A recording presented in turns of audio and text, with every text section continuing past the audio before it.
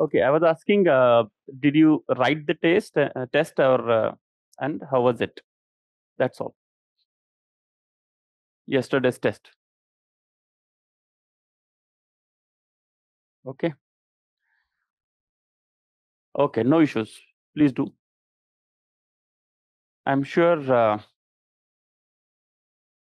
writing the previous test itself, you would have kind of understood the importance. Obviously, understood the difficulty also, and also must have understood the importance as to why I generally ask for putting little more efforts, push yourself, and please write. It helps. In philosophy, it helps. Okay. So we will start with the rest of the portion. Let us see whether we'll be able to finish the whole thing that you got today in the form of handouts. If not, we'll continue for tomorrow, because this is very important. When it comes to Buddhism, the schools of Buddhism is perhaps one of the most, I would say, favorite of UPSC when it comes to asking questions. Okay. So what all things, when it comes to syllabus, what all things we have covered, and you might have seen also. First is basic teachings.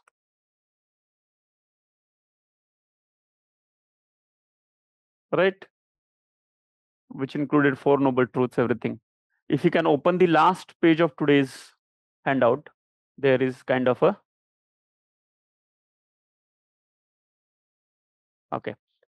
last page of today's handout, which talks about kind of index or mind map, whatever you want to call it. It's basically index, so that you don't miss anything. Also, sir, can you tell me the conclusion should be about the main body, or it may be last paragraph? I always end up summarizing. Yes. So sometimes he's asking about what should be written in conclusion. Did you see the Saturday's lecture, Aditya? Because I had explained different ways, but I'll just briefly tell you today again. That time I had given 6 different conclusions, or in fact, if you can remember, those who have seen the lecture is Saturday's lecture, that in for one question also I had given 2-3 different variants. Okay, अलग अलग हो सकते हैं, ऐसा कोई issue नहीं है. So generally, obviously, the natural inclination or easier way for the student is to summarize. Okay, that is correct, but that is one of the ways. Second is extension. Extension means, okay, whatever you have been saying, just go a step ahead. Okay, like for example, what happened after this, like Pratitya Samutpad, if you're writing, I'm giving you an example. Then you already know, you wrote Pratitya Samutpad, this, that, and you also wrote the meaning and how it is, middle path, everything you wrote, whatever is the demand of the question. And if the question is on Pratitya Samutpadvad, what would you do? You would say that Pratitya Samutpadvad became the crucial or the most central feature of Buddha's philosophy, which led to, or which got later developed into, many different subtopics or concepts that are Kshanikvad, Nairatmyavad, Sangatvad, etc. Okay, so that's like an extension. Third is significance of the philosopher. Okay, significance, or subpart is contribution.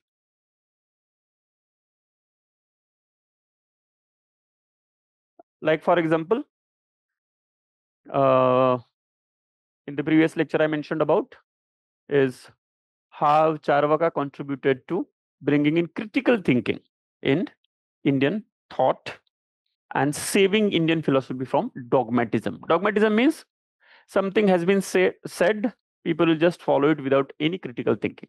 Okay, bol diya, like a religion stuff. So dogmatism kyun? Because they will ask questions. हम क्यों मानेंगे soul, दिखाओ मुझे soul, because the whole emphasis of Charvaka is on evidence kind of thing, right? So obviously, the moment somebody asks evidence, physical evidence for that matter, automatically they are asking questions, like any atheist, any atheist scientist will do. So like that. So for the Charvak, so contribution, significance. Okay. So there are these are like generally when it comes to theoretically, you can have 4 different variations. Now, generally summarize, okay, or typical conclude. Now, this conclude means the conclusion where it starts with hence. Generally, when would you use that? When some kind of a debate going on, like Nyay Charvak, Nyay Charvak. So, what is the conclusion? So, ultimately, if you're writing kind of what is the difference between the concept of soul, okay, that Nyay has vis-a-vis Charvak, or Charvak's theory of causation, or inference, the whole debate. So, any debate going on, you straight away conclude in 1 or 2 lines. So, ultimately, what happened? Okay. So, difference, and then this thing. Summarize is whatever you have written, just summarize it. It's like a easiest, safest, and which is the natural inclination of yours. I am sure you know that. Okay, but you can extend, as I said, you take it forward a step. Like if you're writing about Syadvad connected to Anekantvad, like how, or Anekantvad connected to Syadvad. Contribution, I already told you one example of Charvak. Same like Jaina. So you already know the respect for others' opinion, multiplicity of opinions. Okay, that is a great contribution that Jaina epistemology bring into the table. Okay, so at least you keep this mind, these 5 different ways. Okay, conclude is when debate is going on. Summarize is when you don't, basically if you're not able to come up with any of the remaining 4, you just summarize and leave it. But don't do it or like in each and every question. That's the only stuff. Okay. Yes, please see, I would, if you remember, anybody remembers, let's kind of do some reminding this thing session for 5 minutes as to what I had told you in the first lecture vis-a-vis preparation, your role, contribution, how we would finish it. You know, what is the importance of what we're doing here in the form of lecture in your selection process, on a 300 plus or very good marks, 290, 280 to 300, like that. What all things has to be done from your side? Do you know any? Do you remember any punchlines that I had told you? Like something which requires 4.5 years to finish. Okay, BA and MA put together. You have to do it in 4.5 months. Okay, these things. So second, never miss a lecture. So lecture should always be followed with revision of handouts on the same day. Then, do you also remember I had asked you to write also daily revision? Yes, I also asked you to. I don't know whether you are written, but I remember I had asked you to write it on this some corner of the page, or the first page. What would be your revision cycle till the mains? How you're going to cover it? On the same day, first revision. Then on Saturday, Sundays, second revision, because you're writing test on Sunday. Then when you'll come to sectional test, once whole Indian is over. Yes, whole revision is over, then what happens? There will be like 5-6 days kind of holiday kind of thing, or preparation leave for you, so that you'll write the whole paper, whole Indian. That time you'll get another chance. So 3-4 revisions at least are done. Okay, 4 or possibly 5. And this is like a bare minimum. Why I'm saying bare minimum? Because you can do more revisions also. First revision and second revision, you can do it just a day after, or a day or 2 day after, at least with some topics, like something covered on Monday, like today is Monday. So you did it today. Maybe on Thursday you take out time and again try to revise what happened on Monday. Okay. Or like, for example, today or maybe tomorrow Buddha will be over. So can you read Buddha again, before your mini test preparation on Saturday? Okay, so this is very, very important. And if you miss something, you're gone. And why not missing is very, very, very, very important, because you're going to cover 4.5 years stuff in only 4.5 months. and that's not joke. Actually, try to understand the significance of it. Okay, so and it's not just for optional, I mean philosophy, any other class also you are doing, you have to put a lot of efforts. Okay, that's why generally recommend people not to go for more than 2 lectures on any one day as a routine. Sometimes you might require to do, and in between you also get some leaves, like suddenly some technical issue may happen, lecture may get cancelled, I may cancel the lecture, so you'll get that 3 hours again. So you're not loaded with that day's topic, so you have another kind of extra time for revision. You always got it if you remember. Some of the other things will happen and you'll get a time. So never keep anything pending. Okay, and very, very important for optional, because there is nothing else but what I'm teaching. Everything, I'm guaranteeing you, all the questions that have come and that will come, you will be able to write whatever required answer only on the basis of what is written in the handout. Just revise it again and again. And I could see you people are not revising in that way, because I'm not getting questions that way. You read something and you're not able to understand what is written. You tried. So next you should ask, sir, this page number, this I'm not able to understand what it says basically. So these kind of questions are not coming. That's why I'm reminding, and that's my job, because I am very much concerned. If you're coming to me, I would make sure these things happen. Then yes, as Rugved mentioned, ultimate aim is one thinker or one topic, one page. But that won't come now, but that is ultimate aim.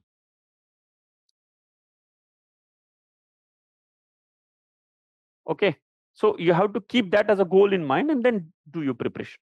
And I have told you, no need to get into notes per se now.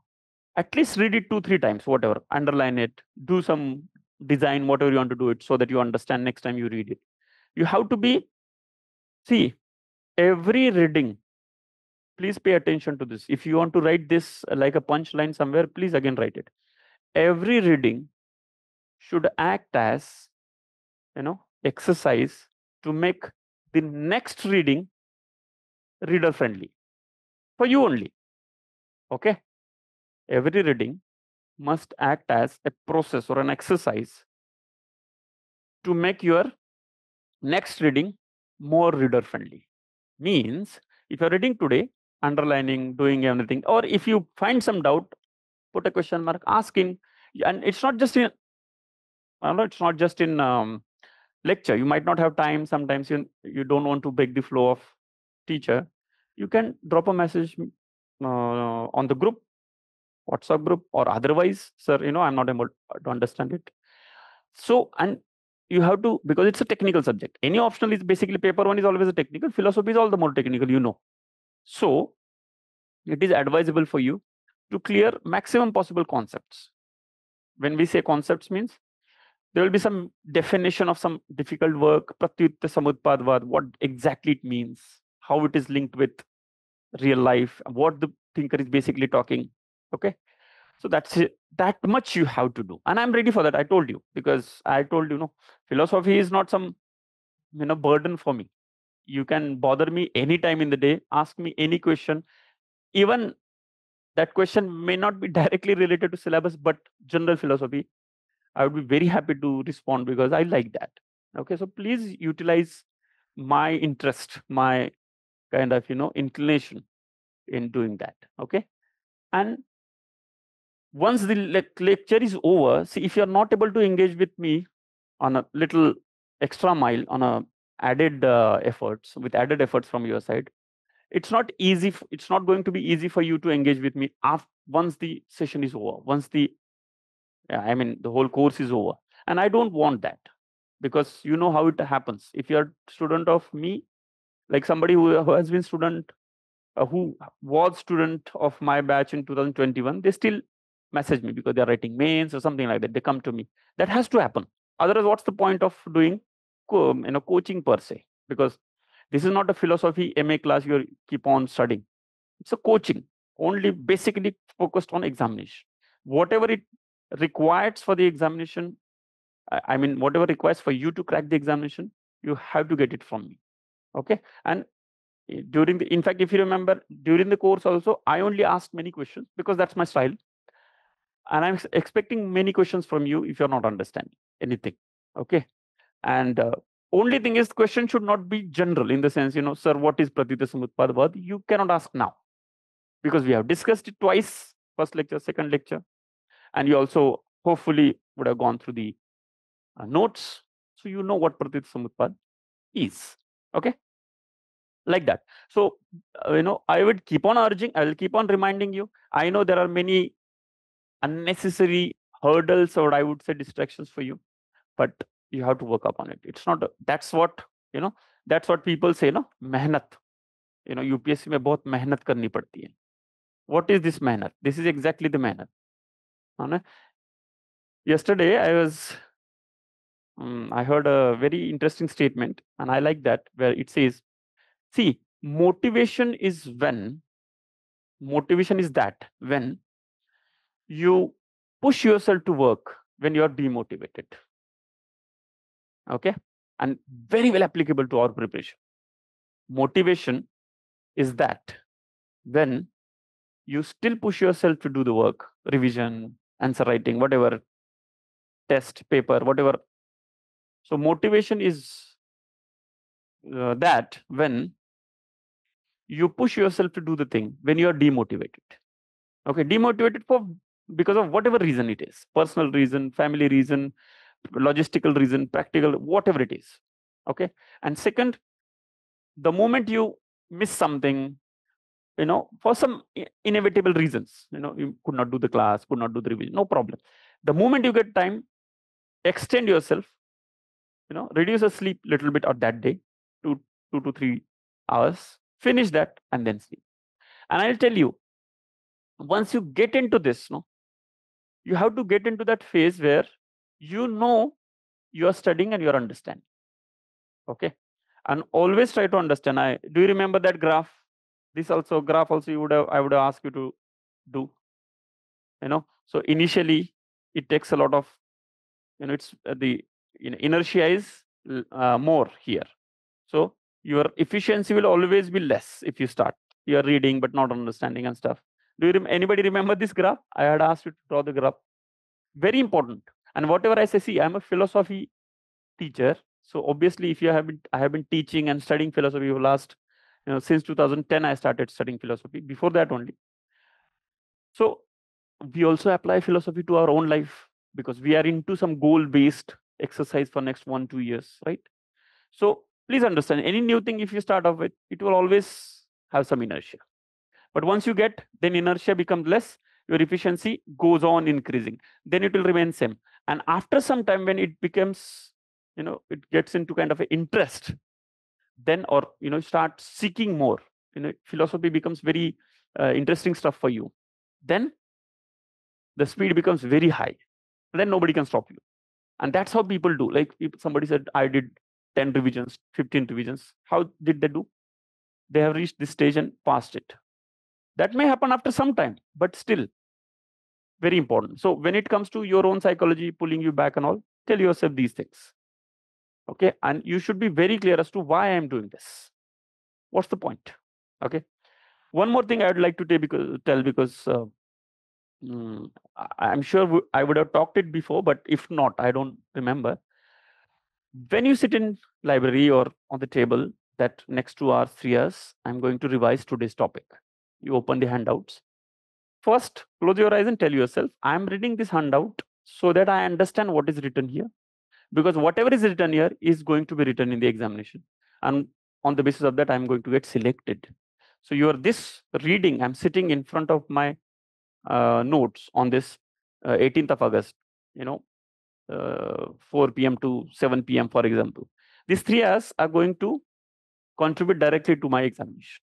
I mean, my selection. So tell yourself, I am going to understand whatever is written here. If I'm not understanding, I will ask sir about my doubts. Very, very important, because I can tell you, any pending work that you are having now, slow speed, sense of inertia, पढ़ाई नहीं हो रही है, बहुत सारी चीजें होती है, and I'm not denouncing that. Everybody goes through it. I'm not saying अरे ये क्या मतलब है, ये गलत है. I'm not saying it is wrong or it is something absurd. No, it's normal. Okay, but That's what the motivation is. When you feel demotivated, are you able to push yourself? That's what motivation is. Otherwise, others are not going to help you beyond limit. Okay.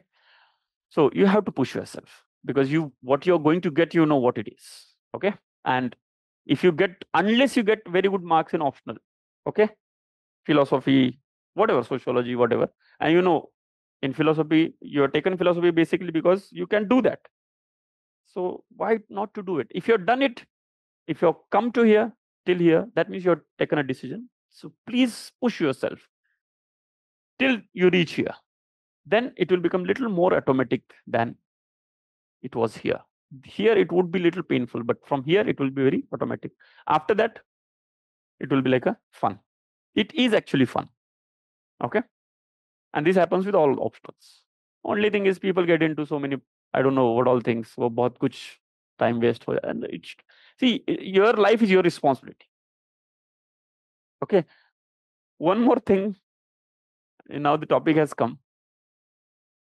Now, henceforth, till you get selected, always, whenever you made a statement, now this you have to keep something in the form of, some subconscious translation, I would say, back of your mind always.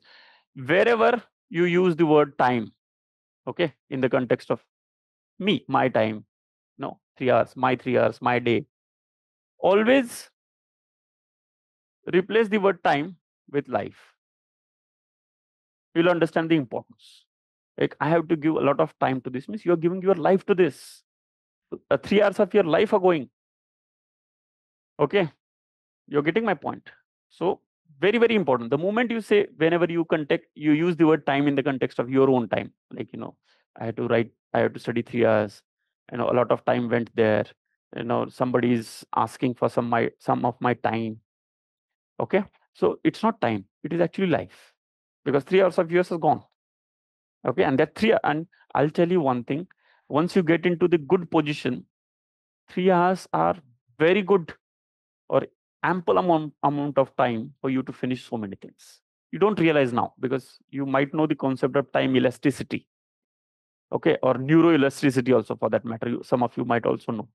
So for me, if I give dedicated 3 hours, I would be able to finish 3 topics: Charvak, Buddhism, Jainism, all 3 in 3 hours.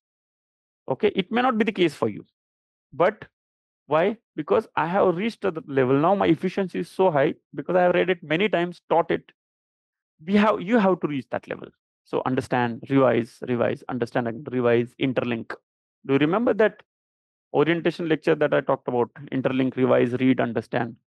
I hope you remember that. Whatever I see, not just me, almost all the teachers, if we are giving 3 hours, we know it's very crucial.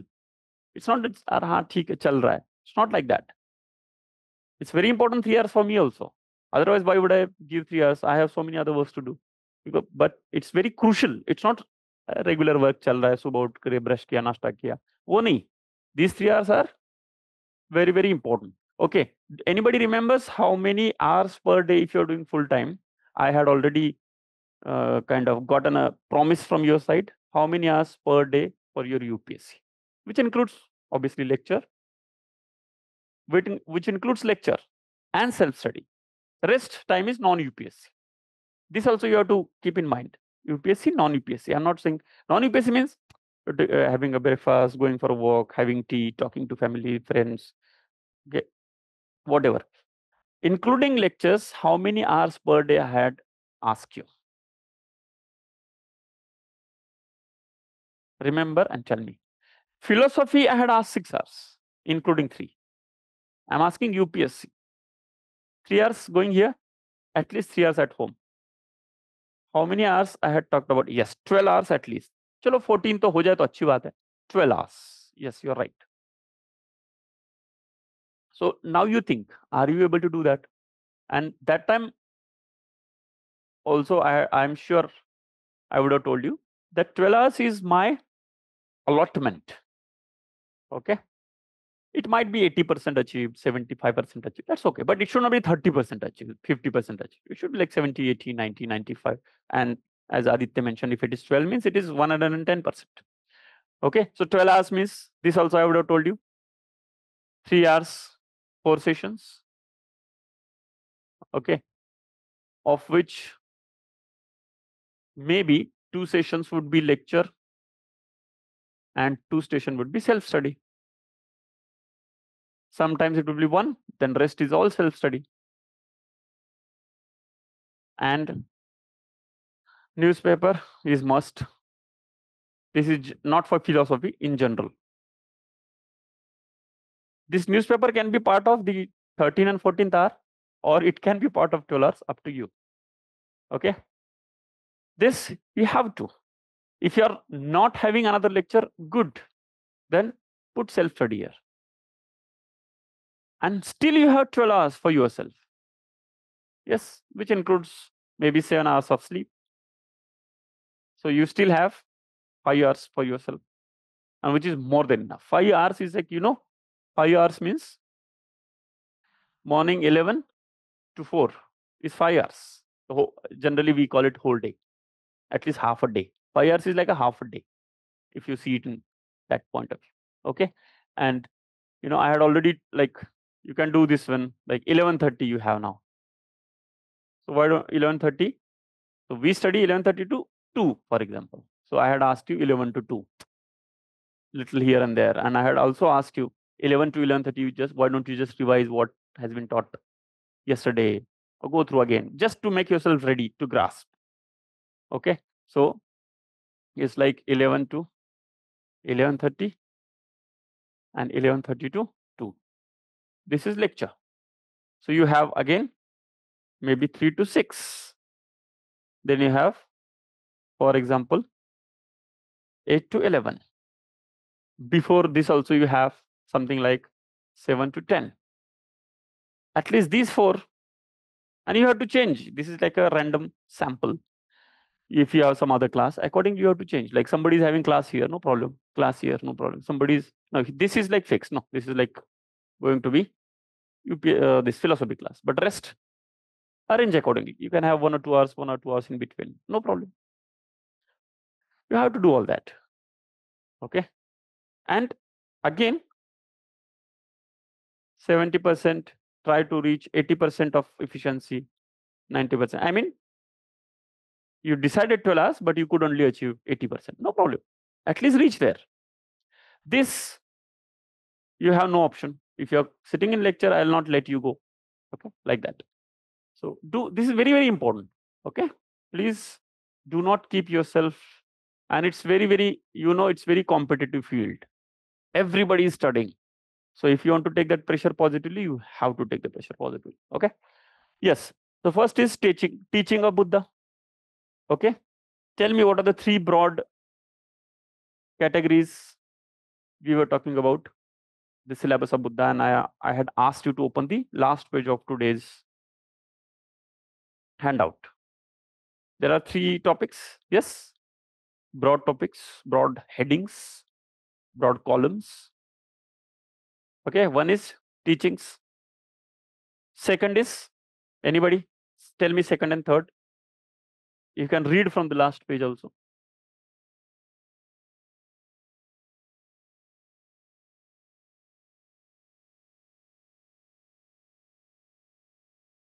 Second is metaphysics. Okay, basically philosophical implications.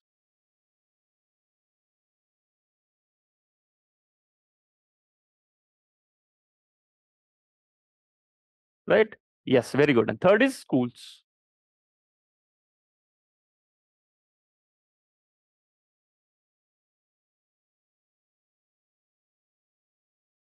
Right? What all? Okay, tell me the central features here. Here, the most important thing is 4 noble truths. Okay.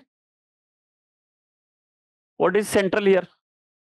Pratitya Samutpadvad, and then corollaries of it: Shanikvad, Nairatmyavad, Anattavad, Anichavad, then Sangatvad.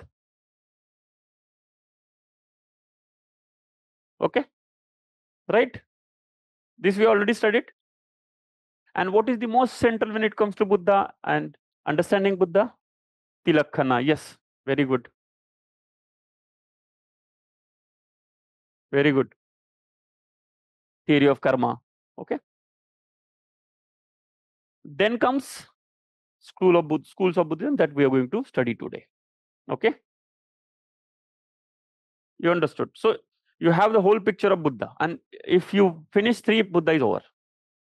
And I can guarantee you, Buddha is over means at least you can say 10 marker, 115 or 20 marker. Sometimes it is like this also 110 marker, 115 marker, or 20 marker. So these 3, whatever amount of some around 50 pages, if you revise, how many marks of yours are fixed? 45, right? 45 marks are fixed out of 250. Okay, within a week's time. From that lens, you need to look at the notes. It's not just some regular work. हाँ ठीक है किसी ने भेज दिया है. Not like that. You should not be looking at it like that. It's very, very important, and you people have to give that weightage to it. Okay. Any doubt here? नहीं sir, नहीं हो रहा है. कुछ दिक्कत है. कुछ complicated दिक्कत है, we can discuss. You can call me and we can discuss that. Okay. Okay. So we'll start with schools of Buddhism, right?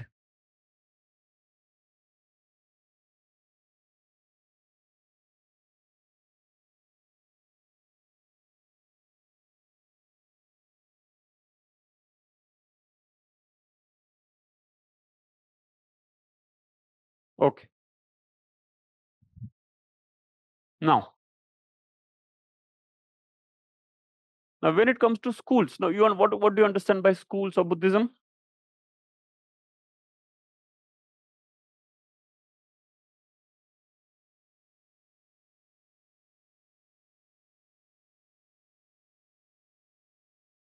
Schools of Buddhism is basically, see, you think like this. Buddha came, he achieved nirvana himself. That's the history, that's a kind of a story we already know.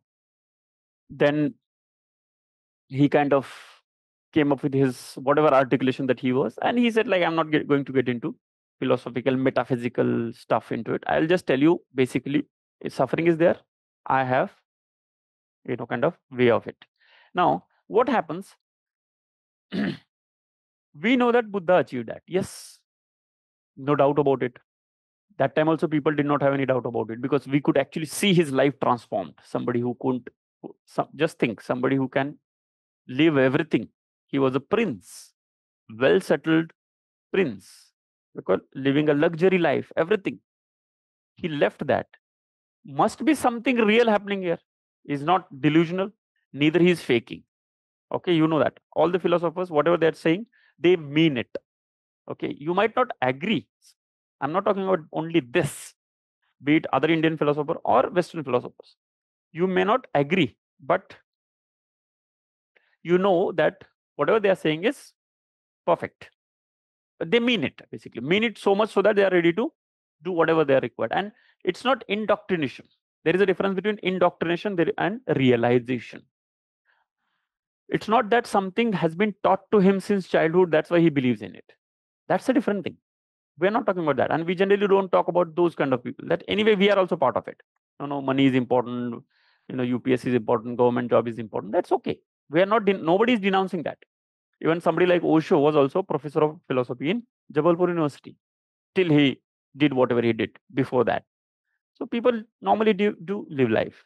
So when Buddha also did that, Buddha lived the life, he got realization.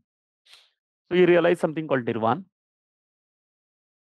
Now, what happened? What happens generally when you realize something of that sort, which is very difficult to physically show, right? Yes or no? Even somebody like Einstein could not show you something, like you and me. Maybe some scientist will understand that. But whatever he realized, he was also not faking. When he said, you also not seen black hole, I have also not seen black hole, neither I have felt any black hole, but we still know that he has realized it, whatever way. I'm not getting into whether it is inference, whether it is direct knowledge. I'm not getting into all that. But he has. Like that, Buddha also realized something. And when you realize something of that sort, realize something of life-changing, capability, something that can change, transform your life completely. What happens? It is very difficult to explain it to someone. Yes, like it's like this, that you have never had any sweet thing in your life. Gulab jamun, modak, barfi, kaju katli, nothing. Never anything sweet in your life. And I'm explaining you how enjoyable, how happy, how pleasurable the gulab jamun is. How can I explain you? You have never experienced that. It's true, but I have experienced it. And I cannot show you physically unless only one instrument, that is your taste buds, that can experience. I'll keep on explaining, and then you are like, okay, थोड़ा बहुत समझ में आ रहा है, but ऐसे कैसे हो सकता है कोई? Obviously there will be doubts, because something that I cannot make you experience the way I'm experiencing, unless, okay, and you never know it. So first of all, you are not aware about it. So why would you have doubt about it? Why would you have any craving for that? Like that, okay, and obviously when I make you experience that, you will realize yourself. No need to, then you will tell it to others also. अरे मैं बता रहा हूँ बहुत बढ़िया है ये, करके देखो. This happens. That's how trends are set. हम बोलते हैं ना कि खुद एक्सपीरियंस करो तब समझ में आता है. So somebody like Buddha who experienced something which is obviously nirvana, okay, but because he's intelligent enough, he decided to explain it to others. Now, what was the purpose of his own? I am talking about his person Buddha. What was the purpose of his explanation? So that he know that he has enjoyed that nirvana or enjoyed that gulab jamun, and I want others also to enjoy because it's pleasurable thing. But only thing is they are not aware for whatever reasons. So I'll try to explain it to them. But then because it's not physical, and here we are assuming that they do not have any possibility to, till now, for now, they are not having any possibility or they're not having any capability to taste gulab jamun for whatever reasons. उनको ना पता है ना उनकी capacity है अभी. So obviously I'll give them training so that they get an capacity to experience the gulab jamun, and then automatically they'll enjoy. And the moment they enjoy, they will be like completely gone. I mean, trance, whatever we generally call it. Like that, the thing is. But point is, because only he is the one who experienced it. So how would he explain? So most of the thing what Buddha did is, okay, I'll not explain beyond time, beyond a limit. Okay, I'm not going to get into all these questions, because now, when it is about gulab jamun, it is very simple. I just gave you example of gulab jamun just for you to understand that.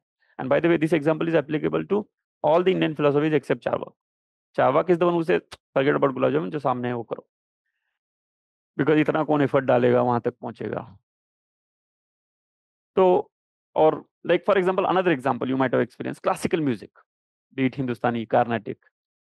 जब तक आपको राग और वो सब चीज का पता नहीं है, आप एंजॉय नहीं करेंगे. आप भी नहीं करते, मैं भी नहीं कर पाता, क्योंकि हमें पता ही नहीं है. So for to enjoy classical music थोड़ा प्रिपरेशन चाहिए होता है, may be of 2 years 3 years, at least some taste. Otherwise चेस हो गया, आपको पसंद ही पता ही नहीं है कि कैसे क्या चलता है. Why would you enjoy it? Like that nirvana also. Only thing in nirvana is ultimate happiness. ये सब intermediate happinesses.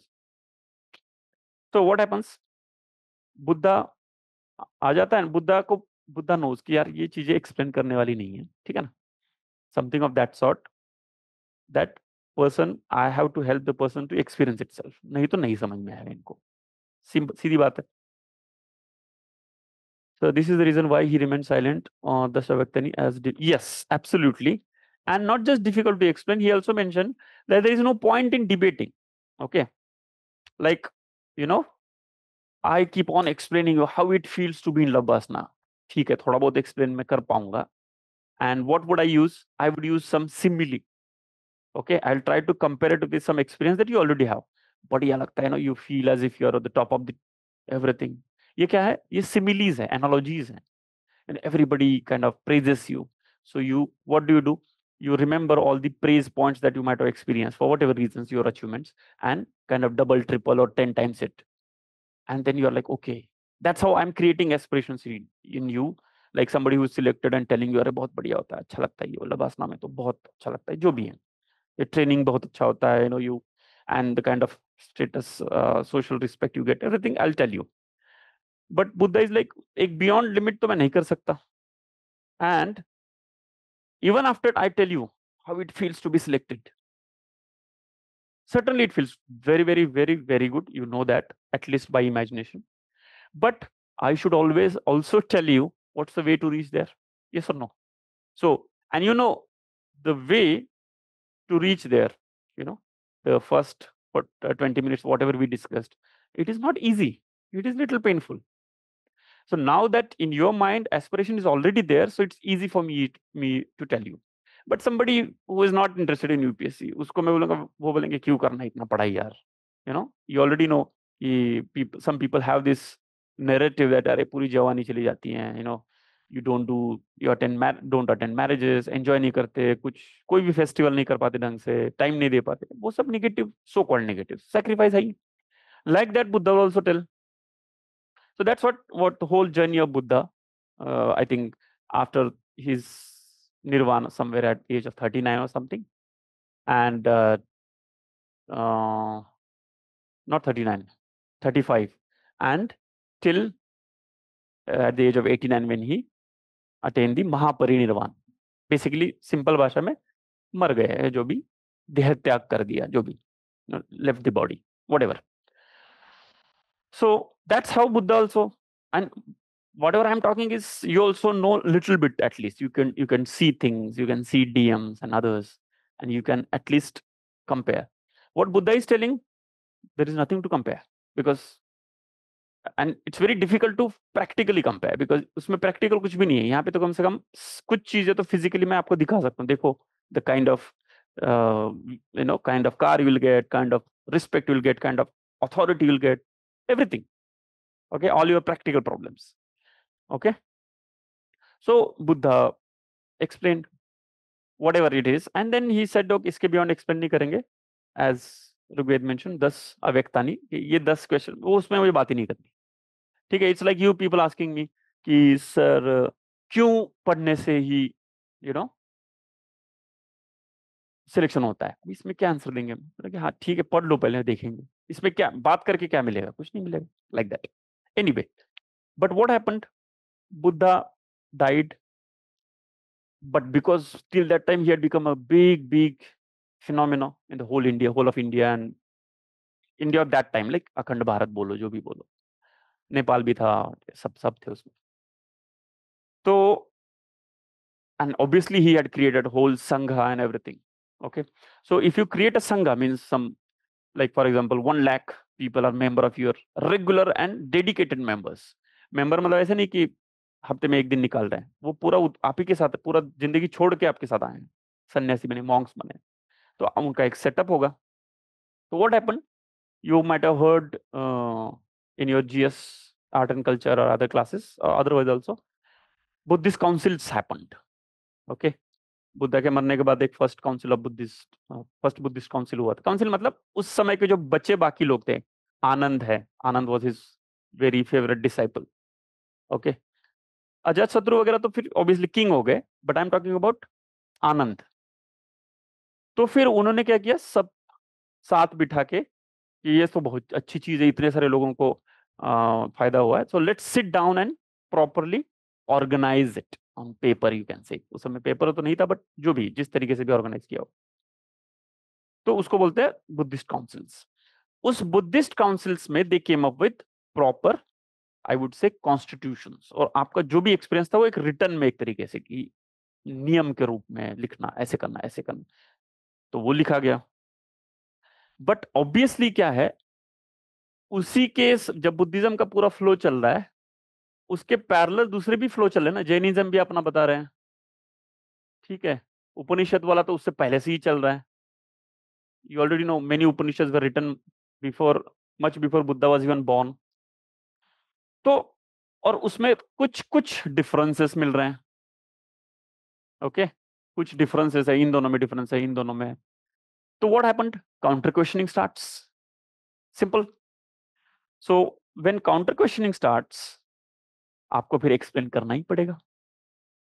If somebody is asking questions, जैसे मैंने गुलाब जामुन का उदाहरण दिया, जैसे सिलेक्शन का मैं बता रहा हूँ, कोई और भी सिलेक्टेड है, वो भी अपना थ्योरी बता रहा है कि नहीं ऐसे नहीं ऐसे करेंगे, 12 घंटे नहीं 16 घंटे पढ़ना। तो everybody has their own theory, फिर उसके और डेप्थ में जाना पड़ेगा, क्योंकि क्वेश्चनिंग है तो डेप्थ में जाना ही है कि एक्सप्लेन मी कि कैसे 12 घंटे में हो जाएगा, मैं तो समझ रहा हूँ 15 चाहिए, जो भी है लाइक दैट।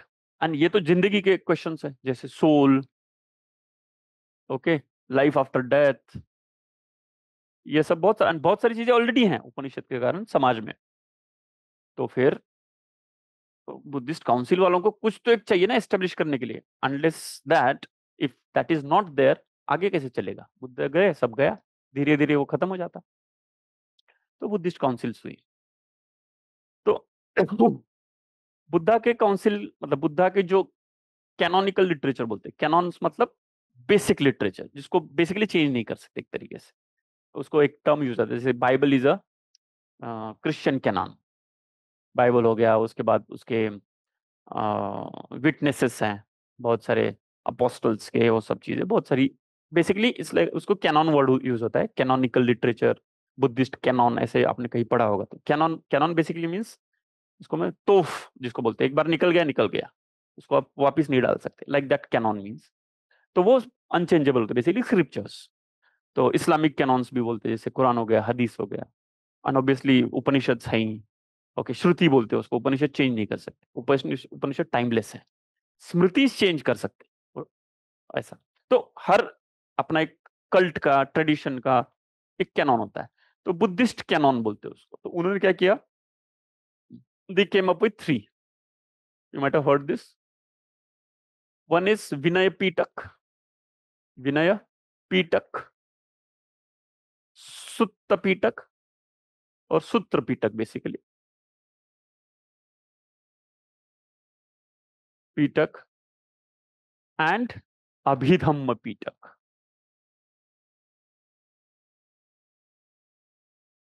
ये सिलेबस में नहीं है, I am just giving you extra information. Syllabus में है जीएस के, ये आता है सवाल प्रीलिम्स में, स्पेशली आर्ट एंड कल्चर में।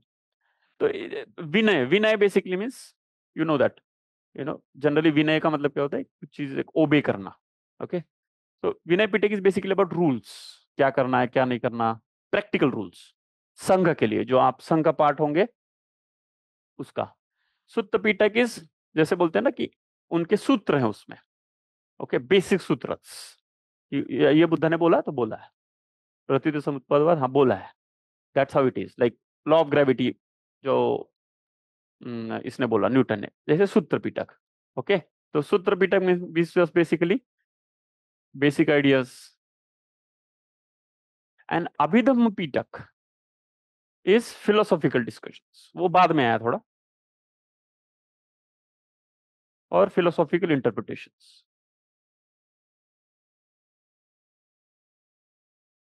ओके, तो एक रूल्स तो बेसिक है, मतलब सिंपली कितने बजे उठना है, कितने समय, क्या खाना है क्या नहीं खाना है, वो सब चीजें। तो ये ऐसे प्रोग्रेस भी ऐसे ही होता है, कोई भी चीज पहले आते हैं, फिर उस पे और नेक्स्ट लेवल पे जाते हैं, तो आप उनके सूत्र क्या है वो जाते हैं, फिर उसके philosophical implication mean basically discussions की, ऐसे ही क्यों, ऐसे क्यों नहीं, वैसा क्यों। तो बेसिकली इसमें फिलोसॉफिकल हमारे काम का ज्यादातर ये है। अगेन आई मीन पर्टिकुलरली इसका डिटेल स्टडी तो नहीं है, हम पॉइंट बाय पॉइंट लाइक मंत्र मंत्र श्लोका पाली के वो सब नहीं है। But you need to understand one thing, जब बुद्धा चले गए तो किसी को तो somebody had to take this responsibility and obviously people took, because वो monks थे तो उनको एक्सप्लेन करना ही था। किसी भी, जैसे अभी भी कोई ग्रुप्स होते हैं, पॉलिटिकल पार्टीज होती है, उनके भी अपने एक थिंकर्स होते हैं, थिंक टैंक क्या बोलते हैं ये, अभिधम्म पिटक मतलब बेसिकली थिंक टैंक का प्रोडक्ट है, जिन्होंने बैठ के सोच के उसको लॉजिकली, रैशनली, एक इंटेलेक्चुअल एक्सरसाइज में उसको बांधने की कोशिश की। तो क्या हुआ, अभिधम्म पिटक एक, मान के चलो एक पुस्तक है, एक there is one book like that, जैसे वेद है, जैसे ऋग्वेद हो गया, उपनिषद हो गया कोई। ओके, छांदोग्य उपनिषद, तो एक बुक हो गया। तो अभिधम्म पिटक एक ग्रुप ऑफ मेनी बुक्स, ऐसे समझ लो। ओके, सो फिलोसॉफिकल इंटरप्रिटेशन की क्या डिस्कशन हुआ था, डेथ है नहीं है, सोल है नहीं है, इस टाइप का फिलोसॉफिकल आर्गुमेंट जो हम पढ़ते हैं वही, जैसे प्रतीत समुत्पादवाद वगैरह। तो यहाँ पे भी लिखा होगा, लेकिन इसमें फिलोसॉफिकल उसका, जैसे क्षणिकवाद वगैरह सब यहाँ से निकलेंगे आगे। अगर आप वैसे देखें कि हम जो भी पढ़ रहे हैं, because we are studying philosophy, this is more like a religious aspect, तो वी जनरली डोंट स्टडी क्या उसके रिलीजन में क्या है, बुद्धिज्म के में रिलीजन में क्या है, जैनिज्म में भी है, हर एक का अपना अपना। ठीक है, और अगेन ये तीन बस नाम याद रखो, दैट्स इनफ।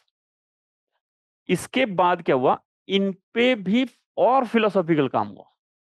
ओके, एंड क्यों हुआ, जैसे मैंने इधर बोला था कि कुछ पैरेलल थिंकर्स भी आ रहे थे, जैसे आप प्रतीत समुत्पादवाद बोल रहे हैं, हमने इसमें भी देखा कि कोई तो क्रिटिसाइज करेगा, न्याय बोलेगा यार ये क्या बकवास है, शंकराचार्य बोलेगा यार ये क्या बकवास है, ओके ना, how can everything would be क्षणिक, momentary, how can there how can there is no permanent entity at all, permanence पूरा ही कैसे निकाल दिया आपने, सभी इनपरमानेंस कैसे बोल दिया, समझ में नहीं आता, तो उससे काउंटर क्वेश्चन आएंगे।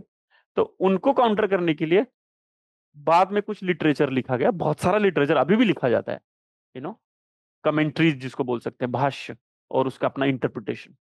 बट उसमें से कुछ इंटरप्रिटेशन ऐसे होते हैं, they get a lot of acceptance, वो बहुत रोबस्ट होते हैं। ओके, जैसे शंकराचार्य, उन्होंने जो लिखा शंकर भाष्य, तो Shankaracharya did his own commentary as a intellectual philosophical commentary on Brahmasutra, Veda Brahmasutra and Gita, Prasthanatrayi बोलते हैं। Like that there are many Buddhist thinkers, बहुत सारे हैं, हमें वो उतना डिटेल में नोट्स में तो आपको मिल जाएंगे उनके।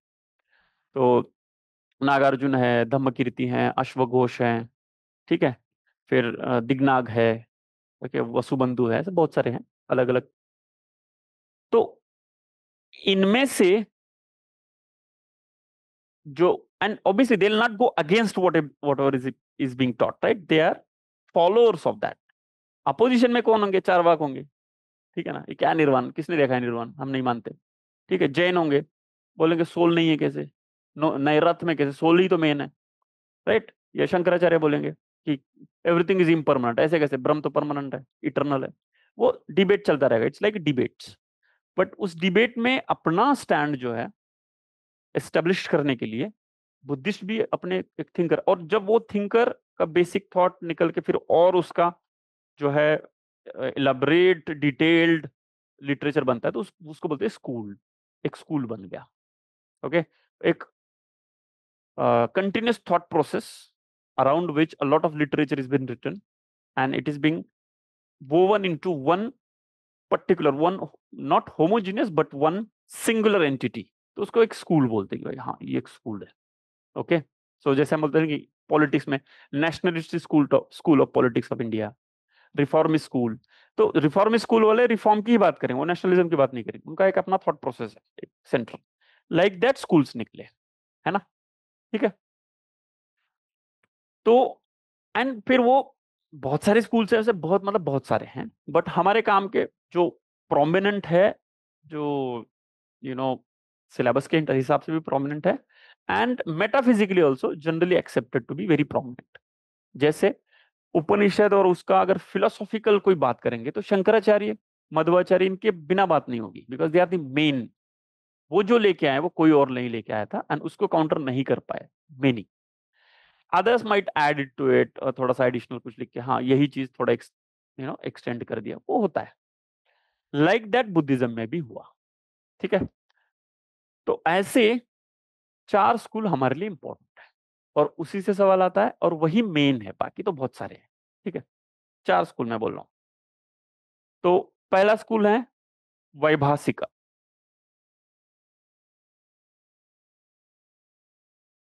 ठीक है, वो one by one will go through. दूसरा है सौत्रांतिका।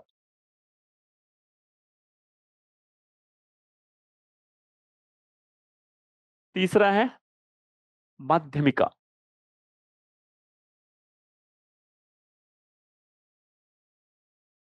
एंड चौथा है योगाचारा। योगाचारा, ये चार स्कूल्स है, बहुत सारे हैं एज आई सेड, बट ये मेटाफिजिकली इपिस्टेमोलॉजिकली हमारे सिलेबस के हिसाब से प्रोमिनेंट है, इसलिए यही चाह रहा है, इसके अलावा कुछ नहीं पढ़ना है। Do not waste your time into those things now. अभी इन चार को भी ब्रॉडली, चूंकि उनमें सिमिलरिटी, ये दोनों थोड़ा सिमिलर है और ये दोनों सिमिलर है, तो दोनों को भी क्लब कर दिया।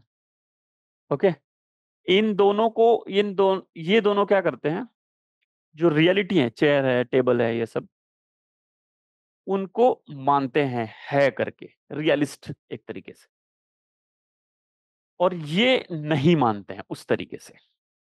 ठीक है, तो जो पाली संस्कृत टर्म है उसको बोलते हैं सर्वस्तिवादिन्स। ओके, सर्व अस्ति, सर्वस्ति वादा, एंड वादिन्स मीन्स, ये आयन इसलिए लगता है जैसे वेदांतिन, जो वेदांत स्कूल को प्रोपोगेट करने वाले वेदांतिन्स।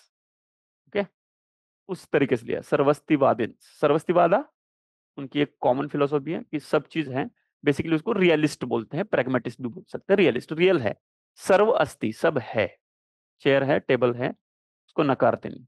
एंड हियर सर्व वैनाशिकवादिन, सर्व वैनाशिक वादिन, वादिन तो समझ में आ रहा है ना, वादा, और इन इसलिए क्योंकि उन लोगों, अमेरिकन, इंडियन, वैसे इन है वो। ठीक है, तो सर्वस्ववादा फॉलो करने वाले सर्वस्ववादीन होते हैं, एंड सर्वस्ववादीन, एंड सर्व वैनाशिक वादा फॉलो करने वाले सर्व वैनाशिक वादीन होते हैं। सर्व वैनाश, वैनाश मतलब विनाश, तो सब चीज को विनाश में, सब चीज को इलिमिनेट करने वाले, चेयर वेयर कुछ नहीं होता टाइप्स। ओके, उसमें भी देखेंगे हम कैसे क्या है। तो बेसिकली ये दो ब्रॉड कैटेगरीज है। ठीक है, सर्वस्तिवादिन्स एंड सर्व वैनाशिकवादिन्स। समझ में आया? Sarvastivadin means all is there, all exist, everything that we see phenomena exist. Phenomena generally, phenomena ये शब्द फिलोसॉफी में यूज होता है वर्ल्ड के लिए, फिजिकल वर्ल्ड जिसको मतलब देख सकते हैं उसको बोलते हैं फिनोमेना। ठीक है, फिनोमेना, नोमिना, नोमिना मीन्स जो नहीं देख सकते, उसके परे। तो फिनोमिनल वर्ल्ड, यहाँ पे इंग्लिश वाला फिनोमिना, फिनोमिनल परफॉर्मेंस, वो फिनोमिना नहीं है। फिनोमिना मतलब वर्ल्ड है, चेयर है, टेबल है, उसको फिनोमिना बोलते हैं, वेस्टर्न, इंडियन, एवरीवेयर। तो please understand importance of this word phenomena, ये बहुत बार यूज होगा। Phenomena means basically physical world. Okay, phenomena exist, and इनके हिसाब से phenomena is not real. Exist means real, basically exist तो अलग हो गया। So phenomena is real, phenomena is not real. Okay, तो ये बेसिकली ये कैटेगराइजेशन है। लेकिन क्या हुआ इनके, क्योंकि फिलोसॉफी बेसिकली चेंज हो गई, राइट। एक फिलो मतलब मेटाफिजिक्स ही देखो कितना अपोजिट टू ईच अदर है, दोनों फॉलो करते हैं एक ही चीज से, प्रतीत समुत्पादवाद हो, बुद्धा का वो डिपेंडेंट ओरिजिनेशन, वहीं से निकालते हैं दोनों। Okay, but but they both talk about in a different connotation. तो इससे एक बाद में क्लब बना पूरा, जो फिर मतलब ये बहुत ही ज्यादा अलग हो गया एक तरीके से, समझ लो आप। अच्छा खासा मतलब दो ही बन गए, दो उसको बोलते हैं ना हिंदी में, दो धड़े बन गए, दो ग्रुप्स ही बन गए अलग से। नॉट जस्ट इन मेटाफिजिक्स, और रियल लाइफ में भी ट्रांसलेट हो गए, रिलीजन में ही समझ लो, रिचुअल्स में, रिलीजियस अंडरस्टैंडिंग में ही ट्रांसलेट हो गए। तो एक तरीके से ये रिलीजन जब मतलब ये पूरा जाके रिलीजन में अलग हो गया, एक अलग रिलीजियस, होलिस्टिक रिलीजन, क्योंकि इट्स नॉट जस्ट मेटाफिजिक्स ना, रिलीजन में metaphysics, epistemology, ethics, everything falls under, है दोनों बुद्धा के फॉलोअर्स ही। ठीक है, तो ये ये हैं, इनको बोलते हैं थेरवाद, थेरवादा। ओके, और इनको बोलते हैं महायाना। और भी एक तीसरा है वज्रयाना, उनका अलग है, लेकिन वो मेटाफिजिकली अलग नहीं है, वो महायाना से ही निकला हुआ है, मेटाफिजिकली अलग नहीं उनके, वो भी अलग बन गया रिलीजियस स्कूल, बट वो थोड़ा अलग तरीके से उनके, जिसको बोलते हैं ना हिंदी में तौर तरीके, रिचुअल्स, उसमें वो अलग है। बाकी महायाना का ही फॉलो करते हैं वो भी, लेकिन थोड़ा रिचुअल्स अलग हो गए। तो जैसे हमारा है ना, शाक्त अलग है, शैव अलग है, वैष्णव अलग है ना। तो वैसे आप समझ लो एक कल्ट्स अलग अलग सेपरेट बन गए, लेकिन ये दो जो है वो मेटाफिजिकली भी अलग है, एपिस्टेमोलॉजिकली भी अलग है, तो इसलिए हम उसको वैसे स्टडी करते हैं। अदरवाइज बुद्धा रिलीजन में हमें अभी कोई इंटरेस्ट नहीं है। ऐसे तो बहुत सारे होते हैं, बहुत होते हैं, मतलब ऐसे तो 100 समथिंग स्कूल्स है छोटे छोटे छोटे, कि हमारे यहाँ ऐसा होता है, हमारे यहाँ ऐसा होता है। इंडिया में आपको पता है ना कि दुर्गा पूजा भी होती है तो बंगाल में अलग तरीके से होंगी, मतलब उनका एक अपना ट्रेडिशन होता है। महाराष्ट्र में कुछ अलग तरीके से होगी। अभी इंटरमिंगलिंग हो रहा है, फिर भी अलग अलग होता है। जैसे साउथ में मुरुगन बहुत इंपॉर्टेंट है, नॉर्थ में मान के चलो, सेंट्रल इंडिया में कृष्ण और राम इंपॉर्टेंट है, हिमाचल उत्तराखंड में शिव बहुत इंपॉर्टेंट है, वो तो चलता रहता है। ठीक है। या वेस्टर्न में भी वैष्णवाइट बहुत है, जैसे महाराष्ट्र गुजरात राजस्थान में, क्योंकि द्वारकाधीश तो कृष्ण इंपॉर्टेंट है, तो वो चलता रहता है। और अकॉर्डिंगली उनकी फिलोसफी, इसलिए कोई ये नॉन वेज खाएगा नहीं खाएगा, बहुत सारी चीजें चेंज होती है। वैसे वज्रयान है, बट उनको छोड़ दो आप, क्योंकि हमारे वो वैसे सिलेबस में नहीं है, it's part of your art and culture. हमारे लिए इंपॉर्टेंट क्या है? Sarvastivadins, that is Vaibhashika and Sautrantika. By the way, Sautrantika, okay, Sautantrika नहीं, there is nothing tantric here, वो सूत्र का अंत है। तो त्र जो है आगे पीछे मत करो। सौत्र अंतिका, मध्यमिका, योगाचार। ठीक। अब यहाँ पे और एक कैच है, थेरवाद। थेर का मतलब होता है, ओके, बड़े बुजुर्ग, बोलते हैं उसको थेर। ओके।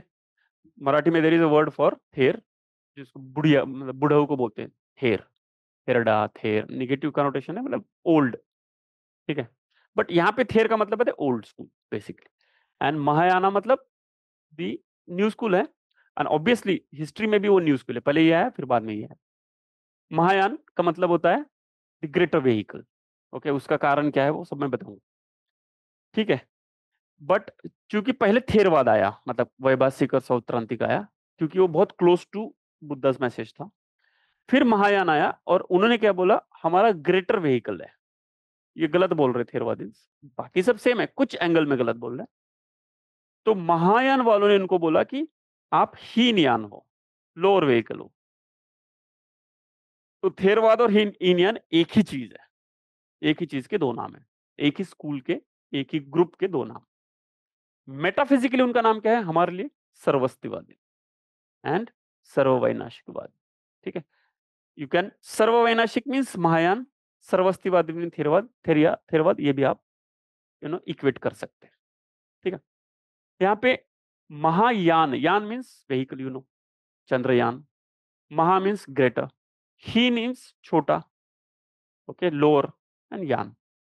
हीनयान जो नाम है महायान ने उनको दिया हुआ है, खुद का नाम नहीं, खुद अपने को थेरवाद बोलते हैं। ठीक है, क्योंकि खुद को कौन हीनयान बोलेगा, सिंपल है। बट पार्लांस में वो हीनयान हो गया। बेसिक फर्क दोनों में ये है, हीनयान जो है उनकी जो फिलोसॉफी है, वो इंडिविजुअल लिबरेशन की बात करती है, भाई मुझे औरों से कुछ मतलब नहीं है, आप अपनी जिम्मेदारी लो, निकलो, निर्वाण।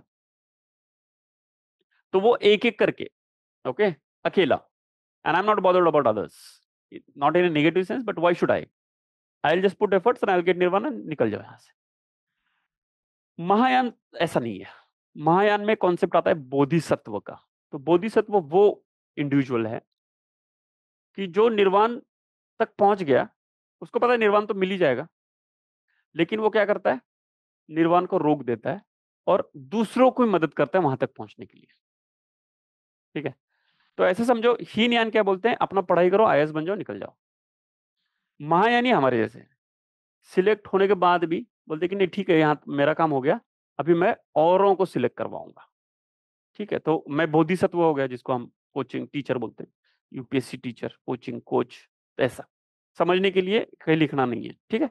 तो वो महायान है। और ये हीनयान, और हीनयान क्यों, ये अकेले की, मतलब you are just thinking about yourself.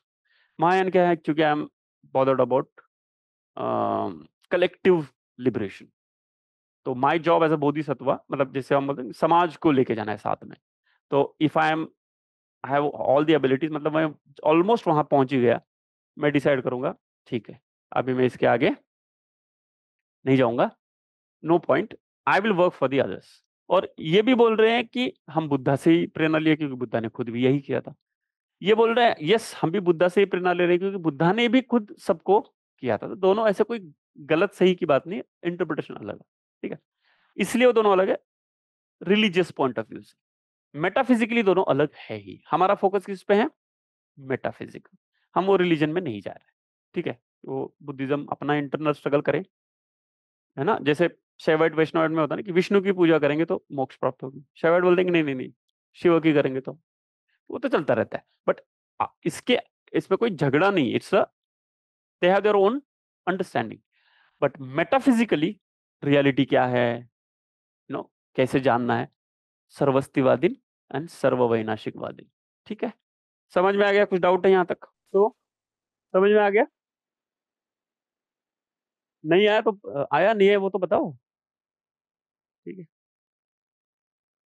तो हमारे लिए इंपॉर्टेंट क्या है? Hinayana, that is Theravada and Mahayana. Mahayana is obviously later है, हिस्ट्री में भी लेटर है, क्योंकि वैभाषिका, ये थेरवादीन्स क्या है, थेर मतलब ओल्ड, पुराने, मतलब बुजुर्ग, बेसिक सीनियर सिटीजन्स, थेरवाद। तो अभी आपको जो नोट्स में दिया है वो इंपॉर्टेंट है for in art and culture also. Important words आपके लिए है वैभाषिका एंड सौत्रांतिका सर्वस्तिवादीन्स है, महायाना एंड योगाचारा सर्व वैनाशिकवादी। इतना समझ में आया काफी है, एंड यही हमारे लिए इंपॉर्टेंट है। ठीक,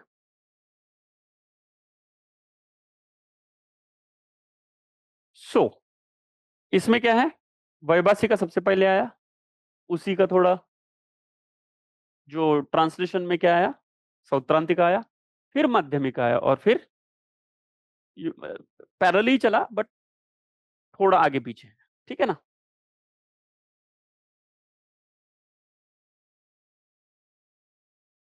अभी इसका एक सीक्वेंस भी मैं आपको समझने के लिए बता देता हूं। ये आपको सिमिलर सीक्वेंस इसमें भी दिखेगा। जैसे वैभाषिक है,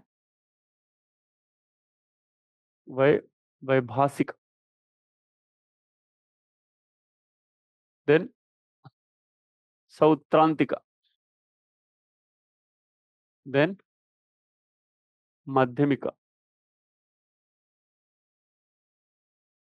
एंड विज्ञानवाद और Yogachara. Okay, no need to write anything now, just understand. अभी ये दोनों क्या बोल रहे हैं, सर्वस्तिवादी।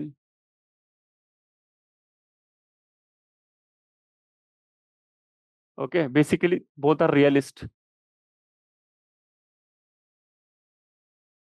सो बेसिकली वो क्या बोल रहे हैं, both mental and non mental reality. मतलब क्या, सब चीज रियल है। अब मेरे आइडिया दिमाग में जो आ रहा है वो भी रियल है, और बाहर चेयर दिख रहा है वो भी रियल है। सिंपल, जो नॉर्मली हम सब मानते हैं। ठीक,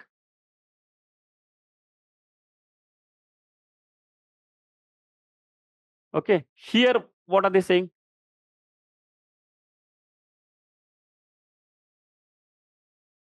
okay, you can say only mental is real.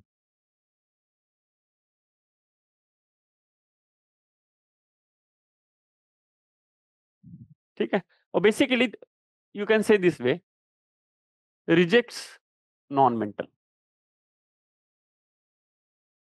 No, here mental and non mental को समझो। Mental means what, in the form of ideas, जो फिजिकल नहीं है, and non mental is everything physical, chair, tree, table, वो अपने आप में real है या नहीं है, उस तरीके से उसको।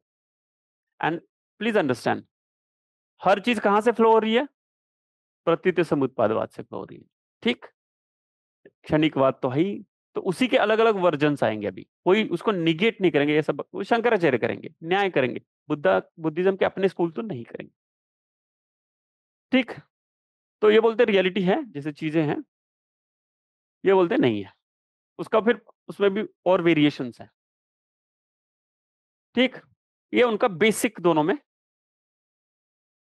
फर्क है। नाउ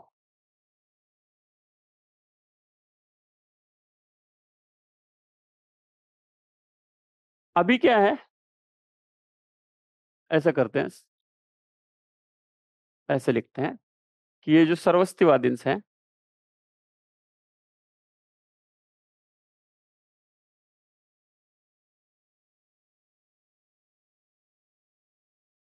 ठीक है।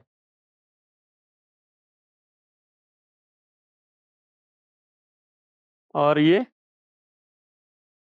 सॉरी ये लिखा नहीं मैंने, ये क्या है? सर्ववैनाशिक।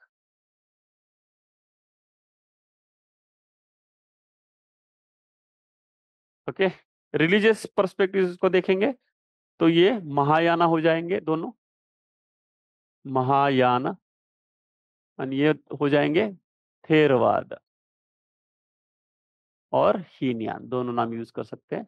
But I generally prefer Theravada, क्योंकि वो खुद को थेरवादी बोलेंगे, उसको हीनयान नहीं बोलते, वो तो बाद में नाम दिया हो, थोड़ा निगेटिव भी है, तो बेटर है कि थेरवाद बोले। तो ये पहले आए थे, तो ये दोनों का है। अभी इसमें फिर दोनों में वैभाषिक है और सौत्रांतिक है, और इसमें दो क्या है? माध्यमिक है एंड योगाचारा है।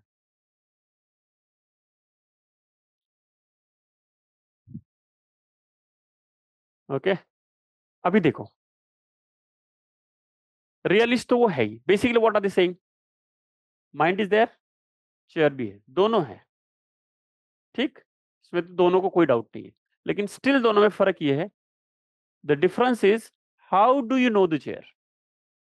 सो the knower is there, mind, chair is there, yes, but chair को जानने की प्रोसेस में दोनों डिफर करते हैं। ये बोलते हैं वैभाषिक, इसको बोलते हैं बाह्य प्रत्यक्षवाद।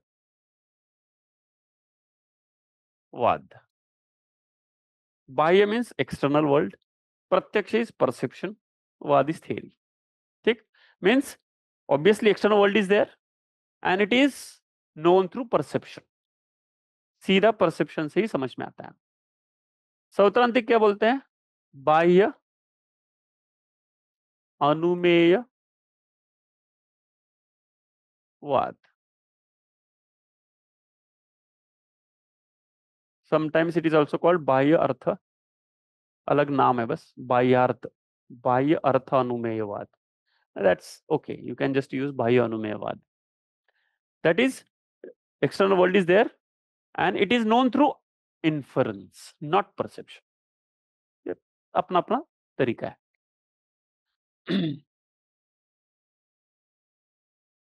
ऑब्वियसली माध्यमिक और ये क्या है? एक्सटर्नल वर्ल्ड तो है ही नहीं, ठीक है।